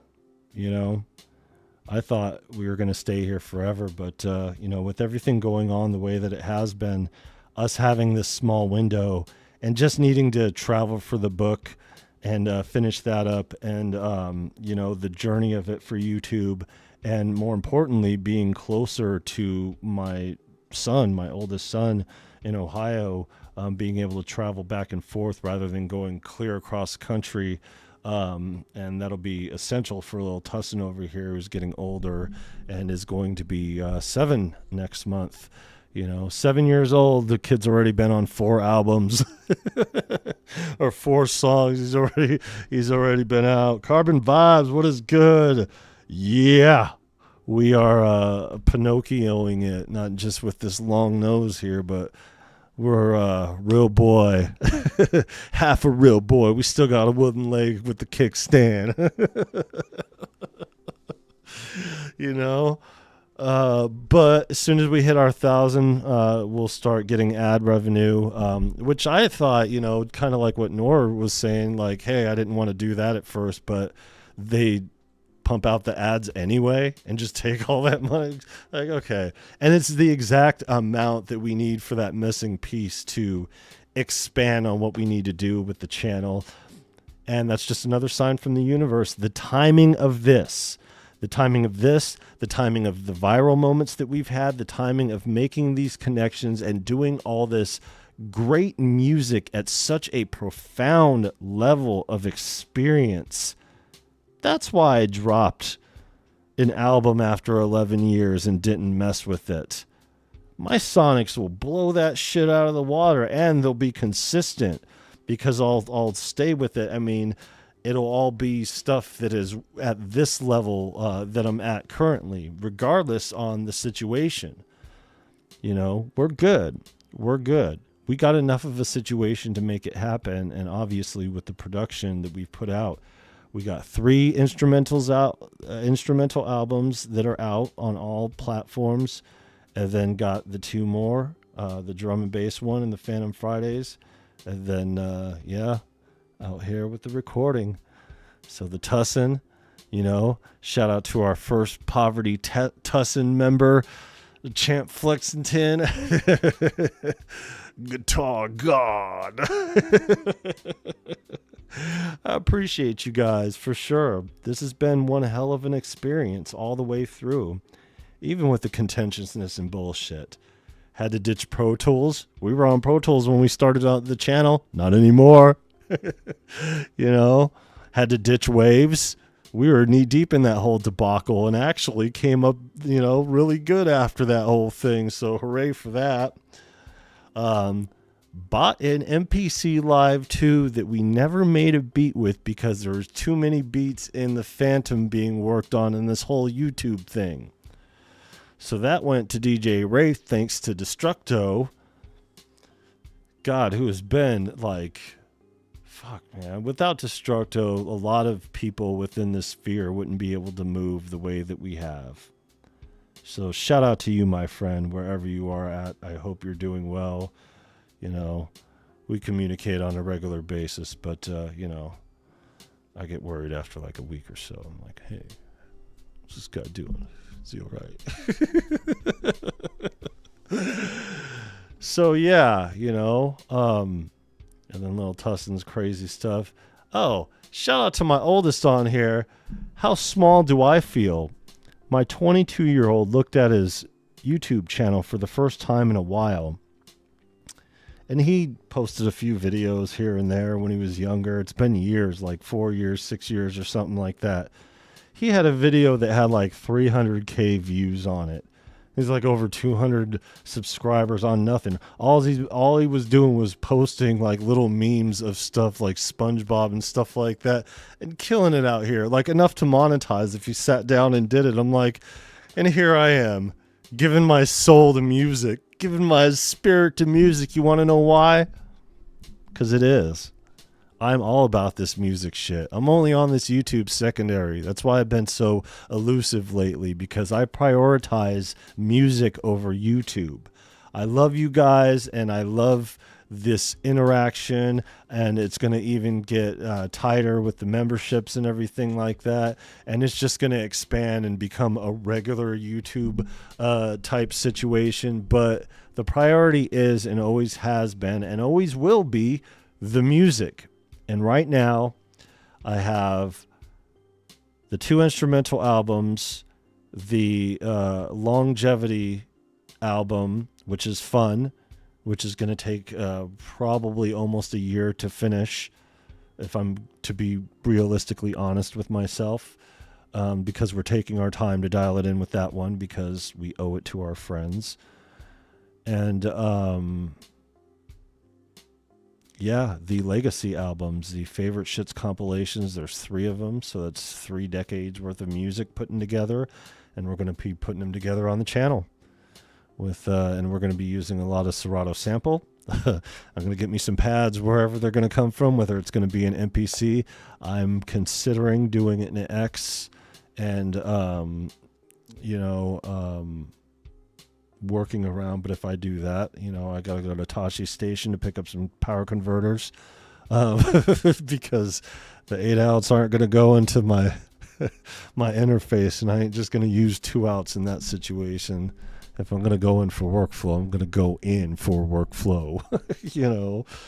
But realistically speaking, I'm probably just going to end up with the Osmos and get in the PreSonus Atom pads and just using Serato sample for that album. And also we have super secret projects. And not so secret projects, just collaborations that we've been working on, one single at a time. I have four singles I'm working on, and they are all singles, like single songs, like explosive songs that only fit in the song, you know. I mean, maybe I'll fit them on an album later on down the road, but they are meant to be singles. And oh man, you guys are in for a treat. I've discovered so much through this process about my voice, through the production of this, when I was recording, I discovered that my deep voice can hit very, very high notes. And I've learned how to manipulate and move and keep those high notes. And when I add plugins, it just makes it sound like gold. And I'm able to do things that you guys are going to be surprised that this old man is capable of. It's not just me jumping back into my bag as an MC. You know, I was thinking about it today. It's like this track that I scrapped. I'm like, man, I'm excited for your guys' viewership, for you guys. If you will humble me and stick around this channel and be a part of this growth, you guys are going to see some shit, some serious shit. Because I'm going to walk into some situations and, yeah. Every single one of these songs that I'm working on for this album is going to be recorded at a big studio. They're not going to be all in the one place. I'll do some here, some there, whatever. But it's going to be a journey. And very, very solid content. So that's the plan here, folks.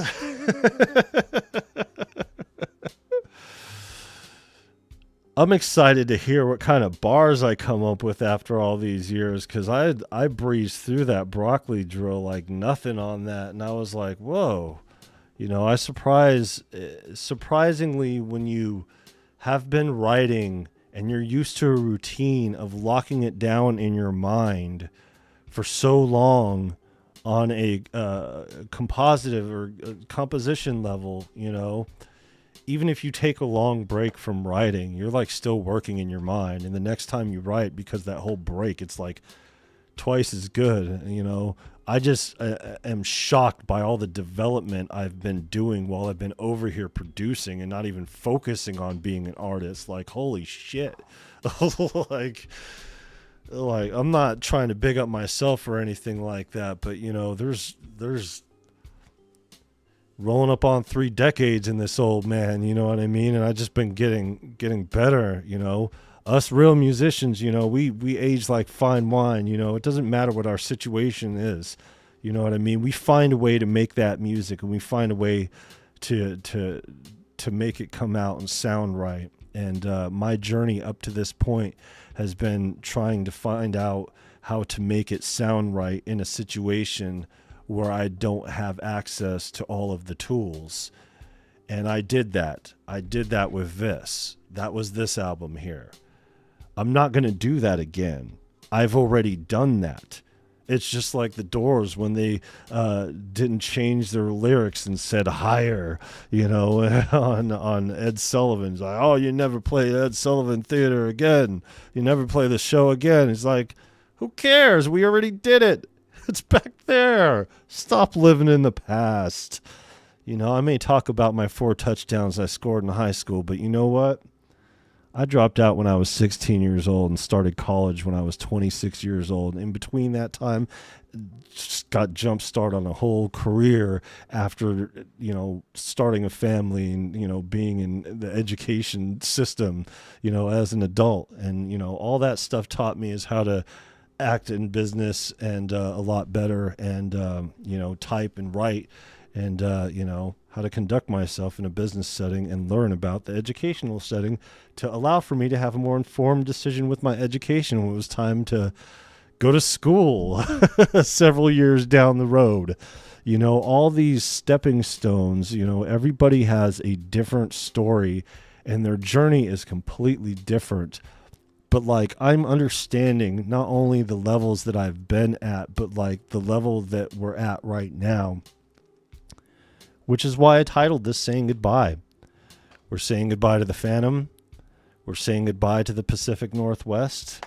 We're saying goodbye to some of the, you know, friendships that we have had some fallings out with. We're saying goodbye to to production for now, and saying hello to recording, saying hello to finishing my book, which is ironically, even though I'm not a writer by profession, because I've been writing music for so long as a profession, it has made me a better writer to be able to write this book.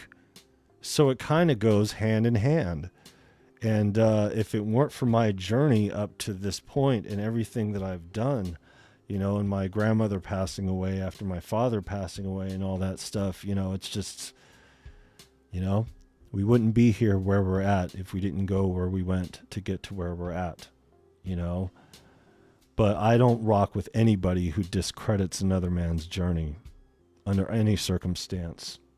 Under any circumstance. So if you want to learn, there's ways to learn, but you got to learn from the right people that are doing it the right way. You know, and there is no real right or wrong when it comes down to this subjective nonsense or these noises, these sounds that we come out with. But there is something very specific with dialing in the sonics, the dynamics, to where no matter what your sound is personally, professionally, it is at that level of greatness. I have had the most terrible production situations sound fantastic because I took them to a recording studio to record. I took my first Fruity Loops 3 beats to the recording studio.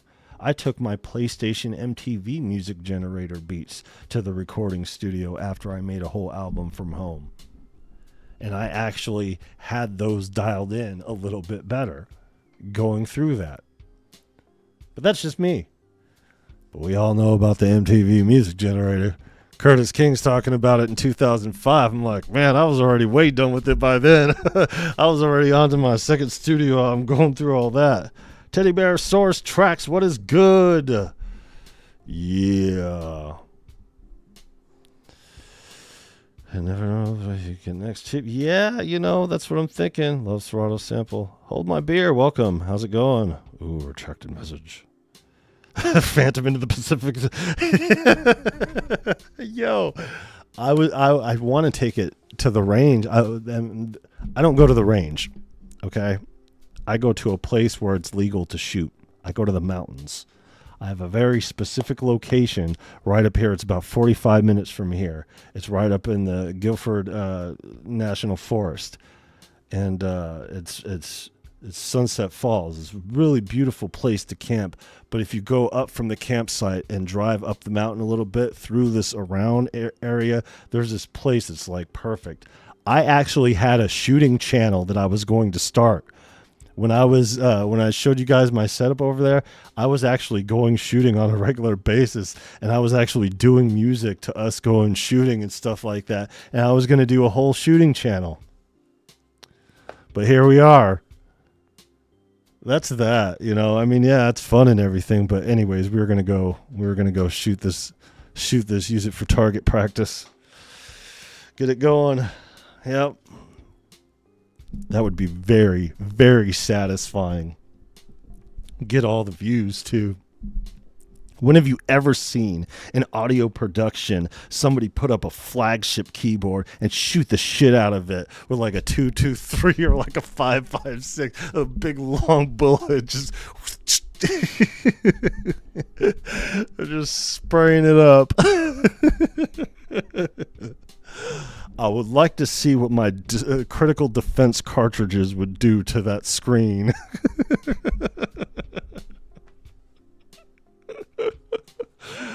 Oh, man. Anyways, we're... I want to do it. I want to take it out and shoot it out. I still, thinking about it. I don't think we're going to have time, though. We essentially have until the end of this month to put our notice in, and we cannot put our notice in until we know for a fact where we're going to land in Minnesota. We can't just leave and not know where we're going to go because of the cost, we can't spend all that money and just be homeless. You know, like we're not going to do that, you know, and the journey and taking all our stuff is going to cost a grip. So we're thinking about just leaving it all here, you know, not leaving it all here, but, you know, leaving our big furniture behind and just, you know, starting fresh because, you know, we calculated the expense of what it would be. And, you know, if we could scrape up an extra G, we could probably procure all new stuff, no problem. You know, we have fold-out beds that have thick mattresses that are great for my spine, so we'll be okay in the temporary. But I don't want to live like that, you know, especially when I got this whole musical agenda going. But that's another thing here. We gotta with the professional music studio going, there's cost. So the place that I want to go to locally before leaving here for 2 of the singles and one of the songs on the Fun album is $60 an hour. But I think they're going to be booked solid through the winter because they're like the only game in town. And, you know, they have such a nice, I don't know. I'll talk to them and figure it out. But it's a really nice studio. And, you know, even just taking the GoPro through there is, oh man, you guys are in for it. I'm just saying, you guys are in for it. Man, I don't see many channels that are just like going around to these places and like, especially because a lot of these places are hidden within the church because my family, just a little brief history, are the Puritans who started in the Seventh-day Baptist Church in Rhode Island back in the late 1600s, actually the 1700s really. But it was after King Philip's War and like all this stuff, you know, happened or whatever. But, you know, most of those musical prodigies stayed within the church. And their stories remain within the church. So the industry and people out here in the world don't know who these people are, or how good they are musically. They gave their lives to the church and all their musical talent they gave to the church, which isn't uncommon. I mean, a lot of, you know, the family's so big and there's so many of them, you know, a lot of them have left the church and went their own way. Like when it comes down to my generation, down to here, you know, 1634 is my 9th generation great grandfather. And he was killed in 1643 along with his oldest son. But the kids and the mom got away, you know, and the kids were involved in the church. They were some of the first families. We were the first families, along with like 5-6 other families who started the Seventh-day Baptist Church, and then started traveling west and establishing churches all over the place. One of them is right up here. Not to say right up here, it's like 6 hours from here. One of them's in Walla Walla over here, and it is now a university, kind of like how Grand Canyon University is a Christian university. Walla Walla University is a Baptist church university. So their music program is all regarding the church, and all the music from my relatives who were involved in the church is all localized within that little story that hasn't made it out to the world. Pretty interesting stuff. I don't even know what I'm in for as far as this side of the story goes. But, you know, when I got relatives that were like, you know, like Jack in Texas, you know, he was, you know, audio engineer for like the Who and like, you know, Rolling Stones and all them. He was the best live sound guy of his time. Rest in peace to him. He passed away in, I think 2017. Maybe it was 2015. I think it was 2017. Office Space vibes. Got a keys for nine. Oh, shit.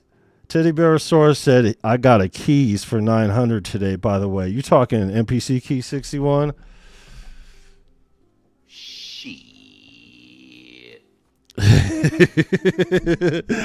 That is dope. And that's one of the things that, you know, when you're talking about this kind of stuff here, you know, you think about it, you know, it's like, God, when it started, it was so much more than what it is now as far as cost goes, you know. Stuff loses its value. Meanwhile, the Fantom cost more for, you know, and not only held its value, but has increased in price. But I don't care. I've got the albums off of it. I think that's a pretty good run, you know. 5 instrumental albums, 2 regular commercial albums or whatever, you know. You're talking, you know, 15 to 20 songs. You know, and 4 singles, and I think we're at 6 collaborative tracks. Yeah, I think we made out pretty good. 2 years. Still, though, that's all I wanted from the get-go was an MPC Key 61, you know, but it wasn't invented. You know, I even said it on my review. I said, can we just get these 2 workflows together? There isn't one. Because these pads playing, you know, it's, you try to trigger samples, you know, I tried to do it frustratingly. And I actually am going to do it to show you guys, because you could see the pain, you could see the stress in your fingers when you push down and try to finger drum on that. But you could give it a go. You could, you could make it work if you really want to. I ain't trying to go there with this shit, you know. We got business. We got business. So I'm trying to work things out to where we could get this West Coast trip done, because it's going to be a long journey to drive from here to Minnesota. You know, it's going to take a couple days, but still it's going to be a lot easier than driving through the mountains. Because goddamn, driving to the southwest from here is all mountains pretty much, you know, other than getting down to like Nevada or whatever. But yeah, you know, there's a couple stops that I would like to make, but that just all depends, you know. We need to be able to travel, and our vehicle's kind of shit right now, so we're kind of weighing whether or not we're going to tow it or drive it. Because if we drive it, we both got to drive at the exact same time and then pay for gas for both vehicles. Our vehicle that we have our stuff in and our vehicle that we have now, you know, because we still got that red little doom buggy for those who didn't see it before. But yeah, you know, I just wanted to get on here, guys, and you know, just kind of as I was in the process of saying goodbye, to say goodbye, not to you guys. I was kind of trolling there, you know, with the thing here, made it seem like I was saying goodbye to YouTube or something, you know. I hope that's not how you guys took it. And if you did, mission accomplished, suckers. But no, you know, really, I wanted to involve you guys in this because it's kind of a cathartic moment. It's profound, really. You know, there's no tapestry behind me. You know, all my pads have been taken off the walls. I got this laptop over here that I'm streaming from, and you know, you guys aren't going to see this in a live situation again. So, yeah, let's, oh, wrong thing. I'm over here using the mouse to the other computer over here. So, let's give one last listen to the, what's that? Okay. Something just pulled up. Okay. All right. Let's give one last listen to the last thing that we did, which will be on our next video too. We don't really need to do this, but it's a hype day. It's a hype track, no matter how unhype I see. I don't mean to stomp on everybody else's stream here. Shout out to Venus Theory, who's doing scoring for a video game right now. I think he's still at it, maybe. Good riddance on that rolling down one of those hills. Ooh. Down one of those hills in my pad. I could throw it in the Columbia River. It would sink like a stone, though. If it floated, and then I could shoot it, and then I could take it to Sunset Falls, but, you know, I wouldn't do that. Sunset Falls is, like, crystal clear. So, we'll see, you know. I would like to do that, though. I don't think... I have never seen... It would be a one-of-a-kind video. Taking a flagship keyboard out to the mountains, to shoot it all to hell. The sounds it makes from, I'll set up cameras and field recorders around it and just get those sounds and sample the sounds, get it on video, do all slow motion, bust out the AK and be like, poof, poof, poof.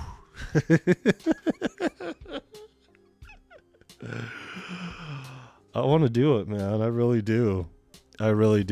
We'll see if we have time for it. If the situation calls for it and the universe allows for it, the dude abides. I tell you what, any lacking numbers will get the boost right there. Unless I trigger some people. Like, oh shit, guns. Not hip hop fuckers. Speaking of which, I don't want to leave on a contentious note, but I just want to say this here.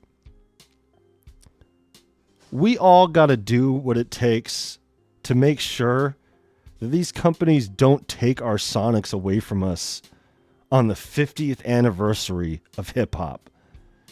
You could see that there's this transition being made within these companies that has already started a few years back. They're trying to suck the lifeblood out of the sonics for the sake of that bottom dollar, you know what I mean, to save them a little bit of money here and there, because they're trying to prevent, another Napster MP3 situation. They're trying to prevent from something happening to where they're not going to, get what they have been getting. They all made out like fat rats during COVID when we all got our checks and spent it on gear. And they decided to reduce.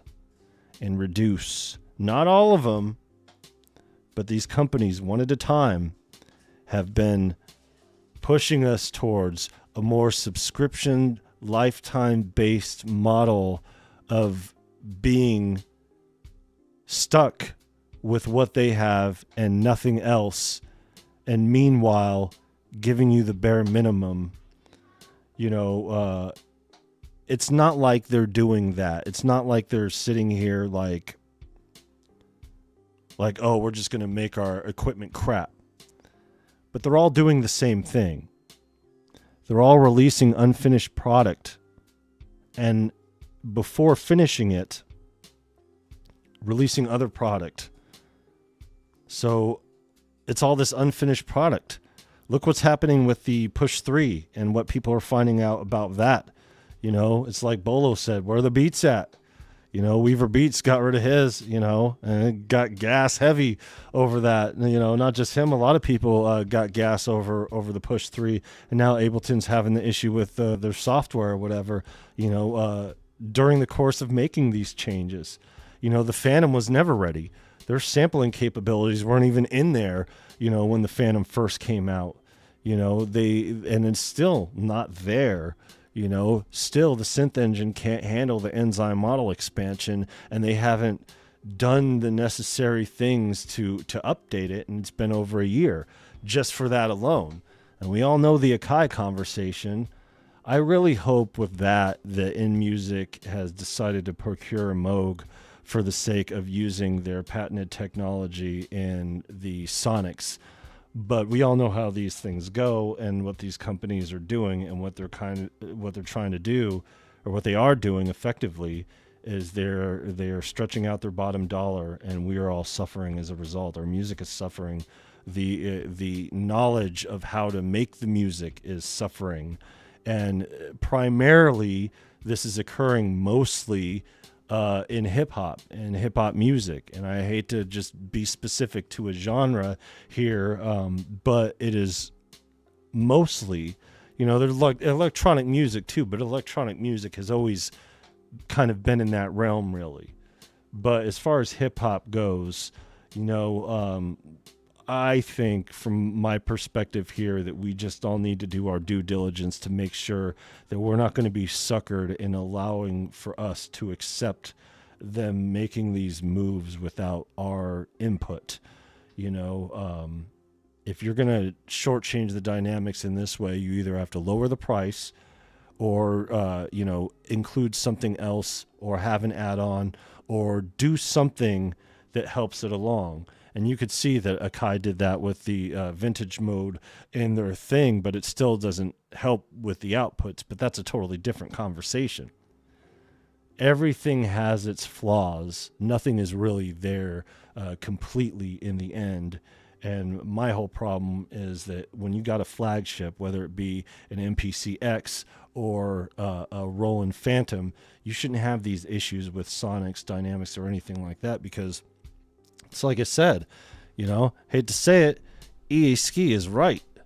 When you listen in, but when you take out the 4K, it sounds like this. When you take off the boost, it sounds like this. What? Okay, well, so all the boosts are out, so that means I turn it all the way up, right? Well, that's the problem with it. Hold on. That's the problem with it. In order to turn it all the way up, then the Fantom's coming in on full blast way too hot. That's with the 4K. Now just imagine if I was running through this through something else like a Big 6 or something like that, because the Big 6 is totally different, a totally different situation, totally different preamps than the SSL over here interface. The EA Ski is right. This is what the Fantom really sounds like. Even turned all the way up. This is the Fantom turned all the way up. I mean, granted, I have my things on the interface turned down. But you get the idea. 4K. A huge difference in sound.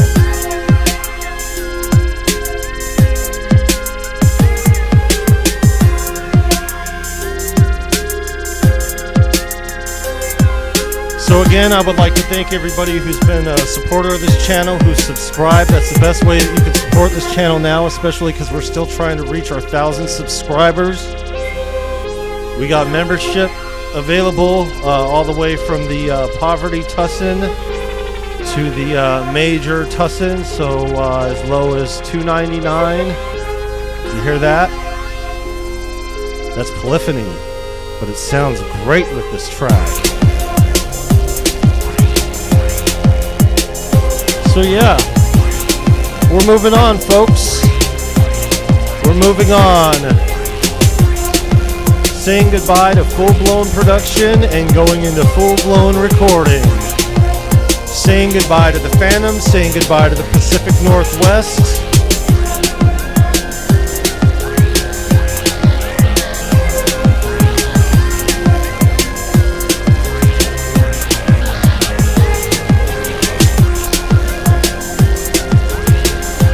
So I appreciate you guys.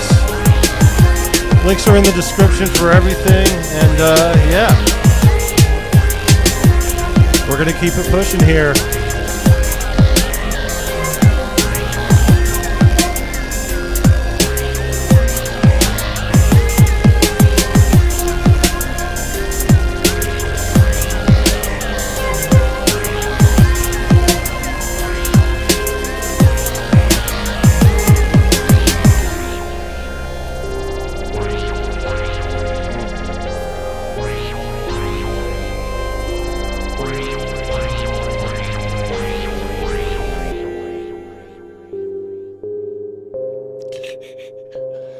Tussin's serious about his.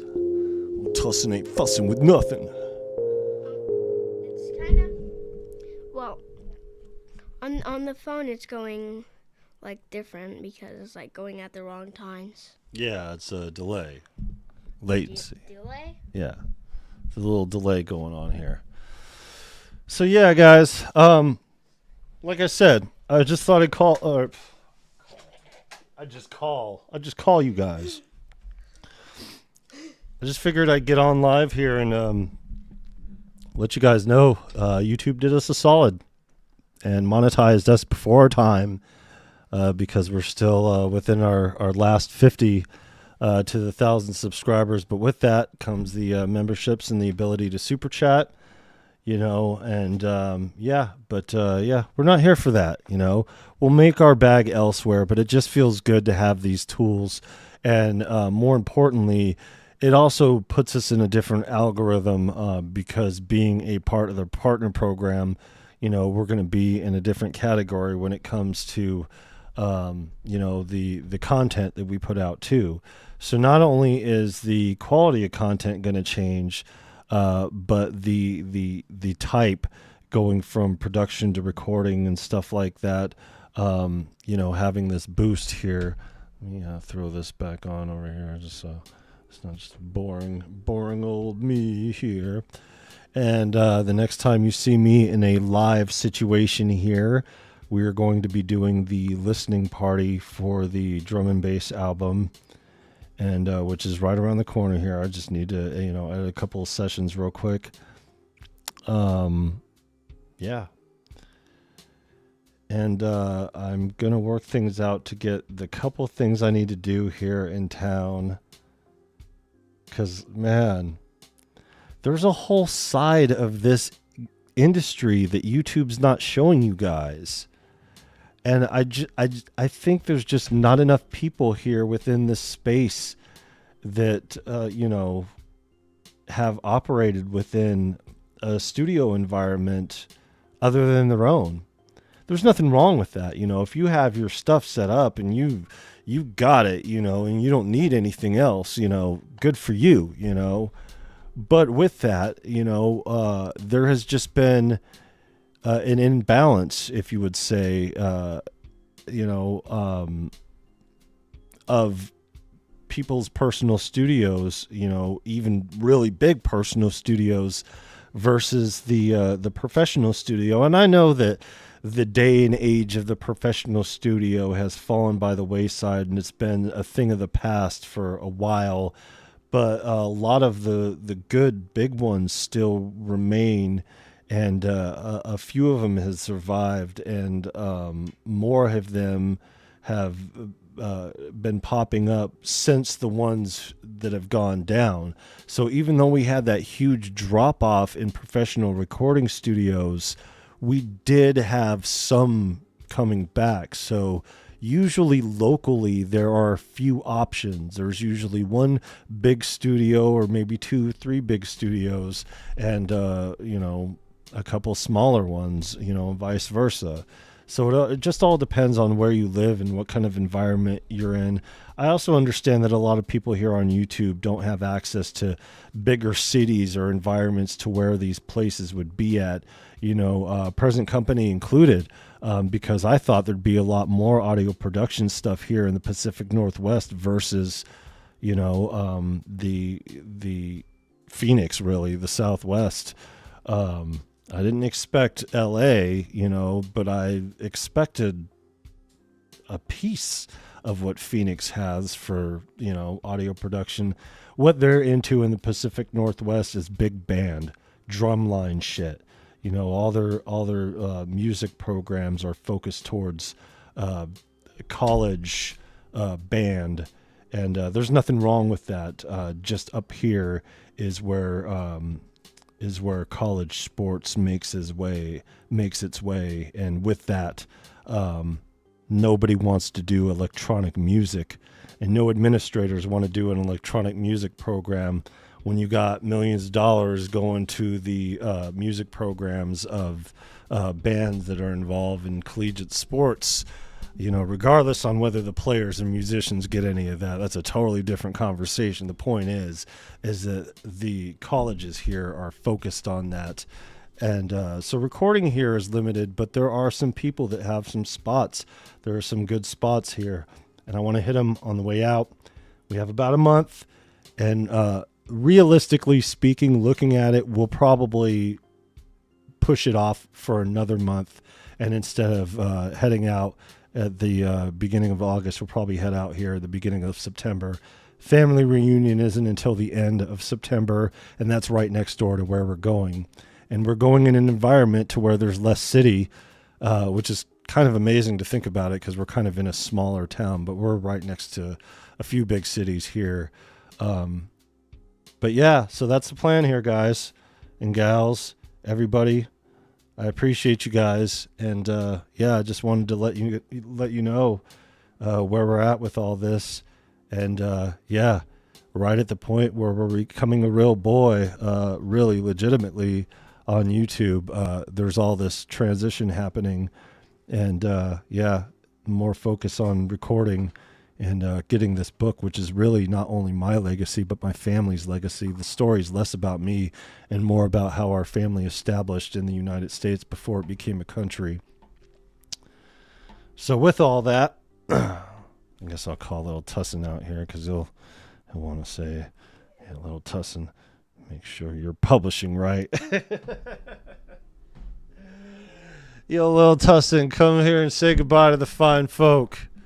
She's like, nope.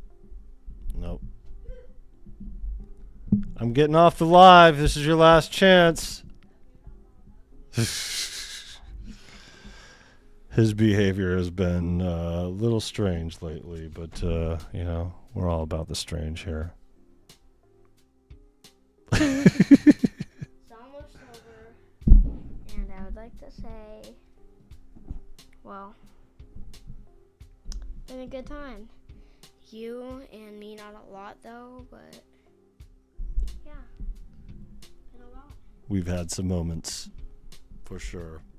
It's you. Oh, all right, yep. Should zip faced out of here. Look at it. Sorry, I'm not clowning you over your thing. You're all good, buddy. All right, guys. Love y'all. See you next time. Keep an eye in the Discord for those who are members of it. For those who are not a part of the Discord, you got to be members in order to be a part of the Discord. Should have came in while you had the chance. You might, while I'm still cleaning up these links, find some of the forever links buried within some of the live streams that we've done here. But, yeah. Thank you, guys. Love you guys. Stay focused. Stay humbled. Stay educated. Stay cool for you guys when it's all way too warm out. Stay with your music. Here. Stay with your music. There you go. Spoken by a 6-year-old. He's not even 7 yet. There you go. He's already been to NAMM and been placed on 4 records. Even got his own song. I'm almost 7. Almost 7. Almost 7. In 3 weeks. In 3 weeks. Reading at a 4th grade level. 97th percentile in the country. Ah, man. What a journey. I just watched that on his phone. Amazing. Adorable. Love y'all. Become a member. Do whatever you can. Subscribe. That's what we need. Subscribers more than anything. Be along for the journey, and it's going to get real interesting around here. So take care, everybody. Goodbye to new things, or goodbye to old things, and hello to new things. And yeah, one last look. One last look at the guy. You've been all right. As much as I've enjoyed shit talking and being contentious about it and all that other stuff, not really. It's been a journey. And yeah. Surprise. See you guys later. Love y'all. Peace. Bye.